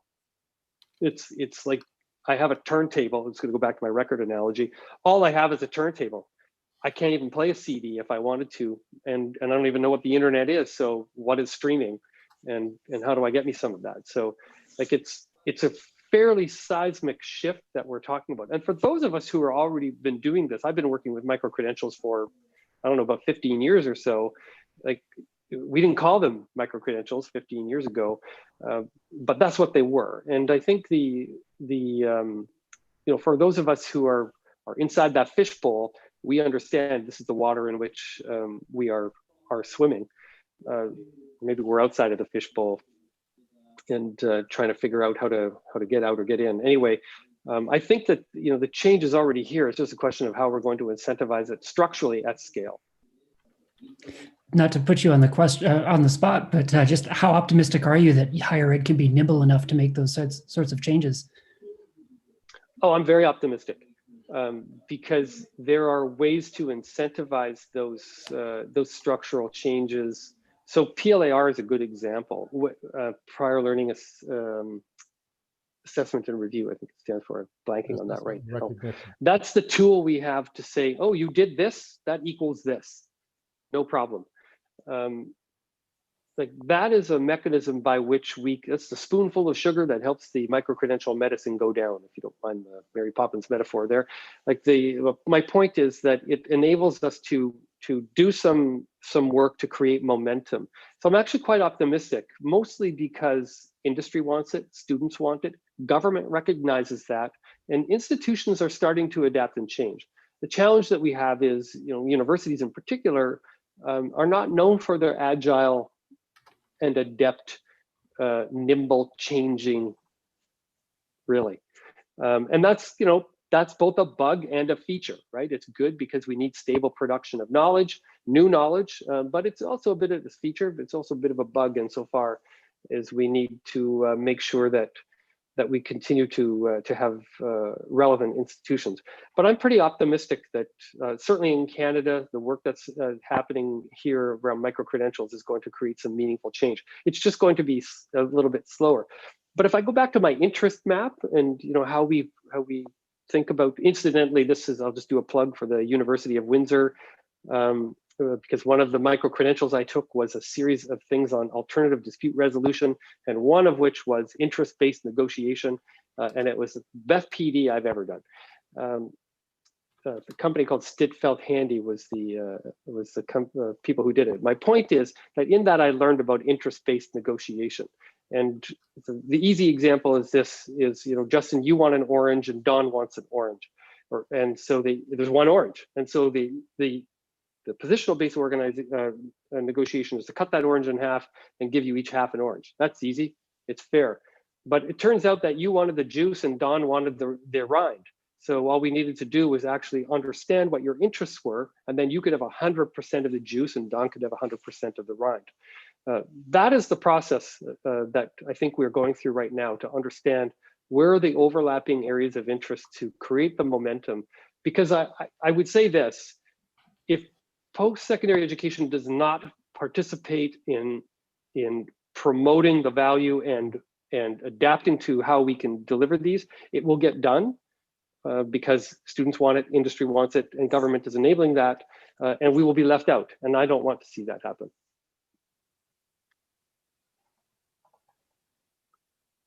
Just try to catch up on the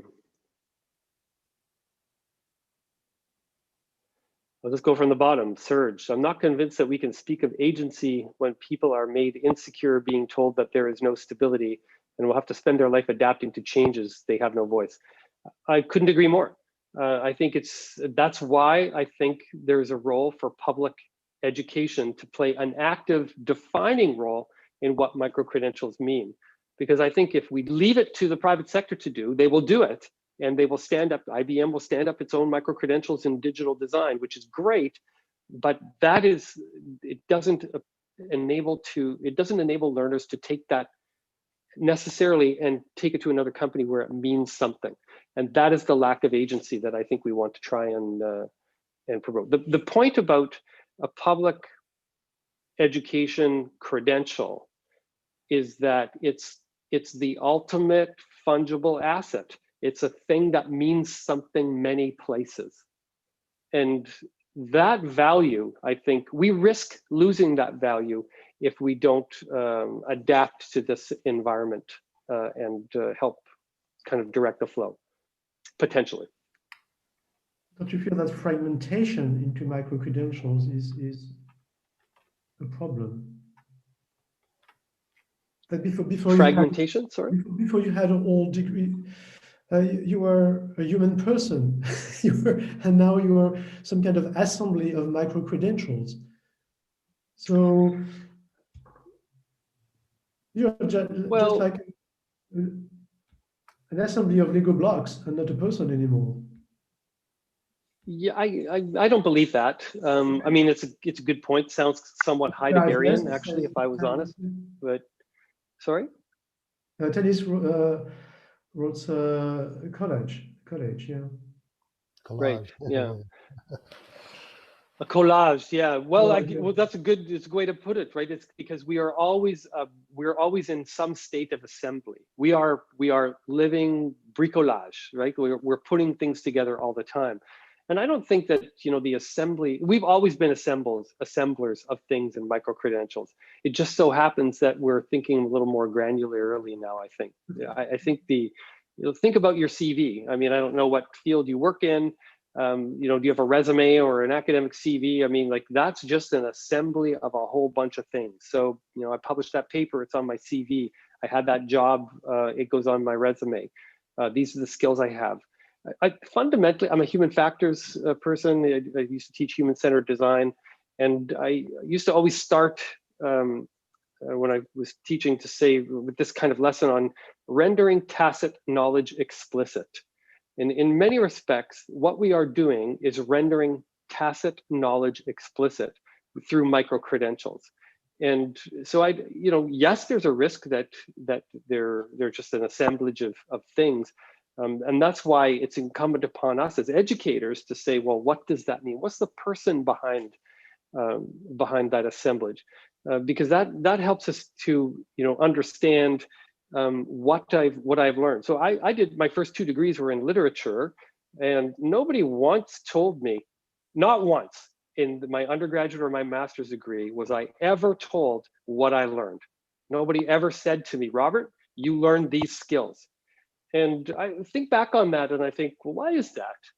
Because I did learn stuff, but I had to figure it out, right? I had to figure out what I learned and what those competencies were. And my spouse, who's a professor and much smarter than I and works in the field of learning outcomes in particular, has said to me, there's always learning outcomes in any educational intervention.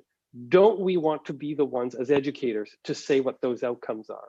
And so I think that that's our role as public academics or educators or whatever our role is to say, we have learned these skills. They are important in this context. And to your point, Serge, that you're a person first and foremost.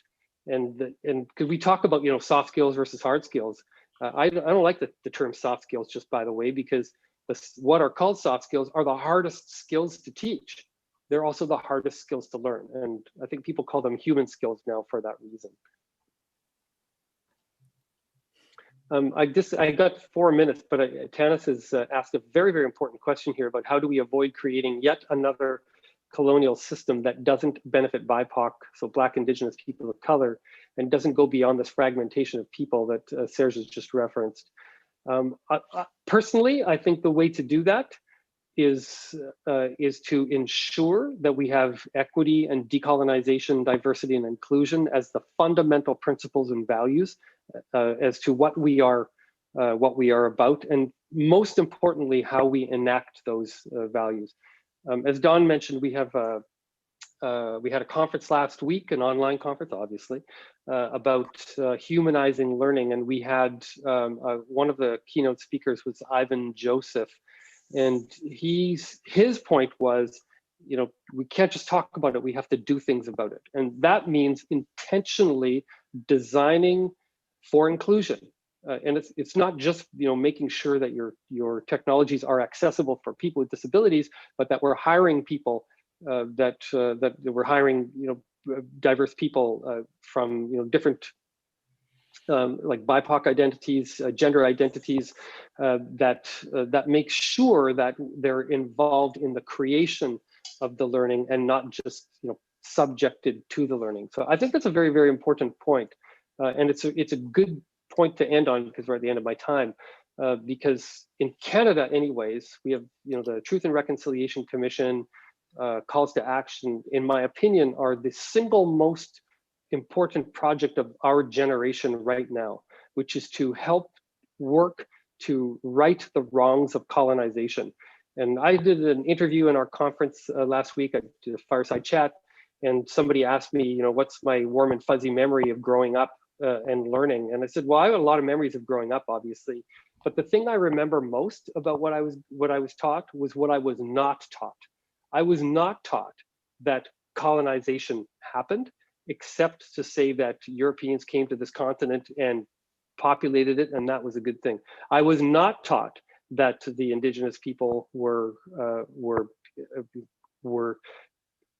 seriously impacted by the colonization process and were robbed of their land, robbed of their ability to make a living, and really had their livelihoods taken away from them. I didn't even know, and I'm ashamed to say this, that the last residential school closed in the province where I grew up in 1996. And to me, like when I think about what I learned growing up, I think about, wow, what a deplorable state I grew up in, that first of all did this to people, and second of all didn't bother to educate its citizens until they were told to by the Truth and Reconciliation Commission that this happened and we have a responsibility to right it. So I think that question is really important, and I thank you, Tanis, for asking it, because it's very, very important for us as we go forward, not to replicate the kind of the legacy of colonization that has brought us here, but rather to co-create a more equitable and inclusive future. Thank you. Thank you. Thank you. Terrific.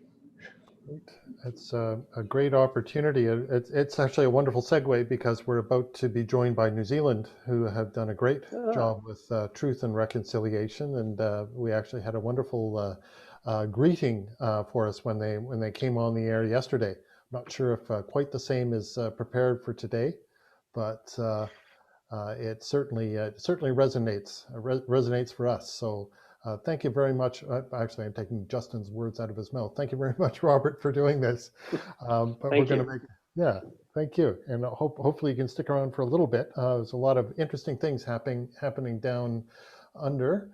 Buzus, Simone, kia ora. Kia ora. Kia ora, everybody. Yes, I'm afraid I cannot possibly try to replicate what Ron Bull did yesterday. So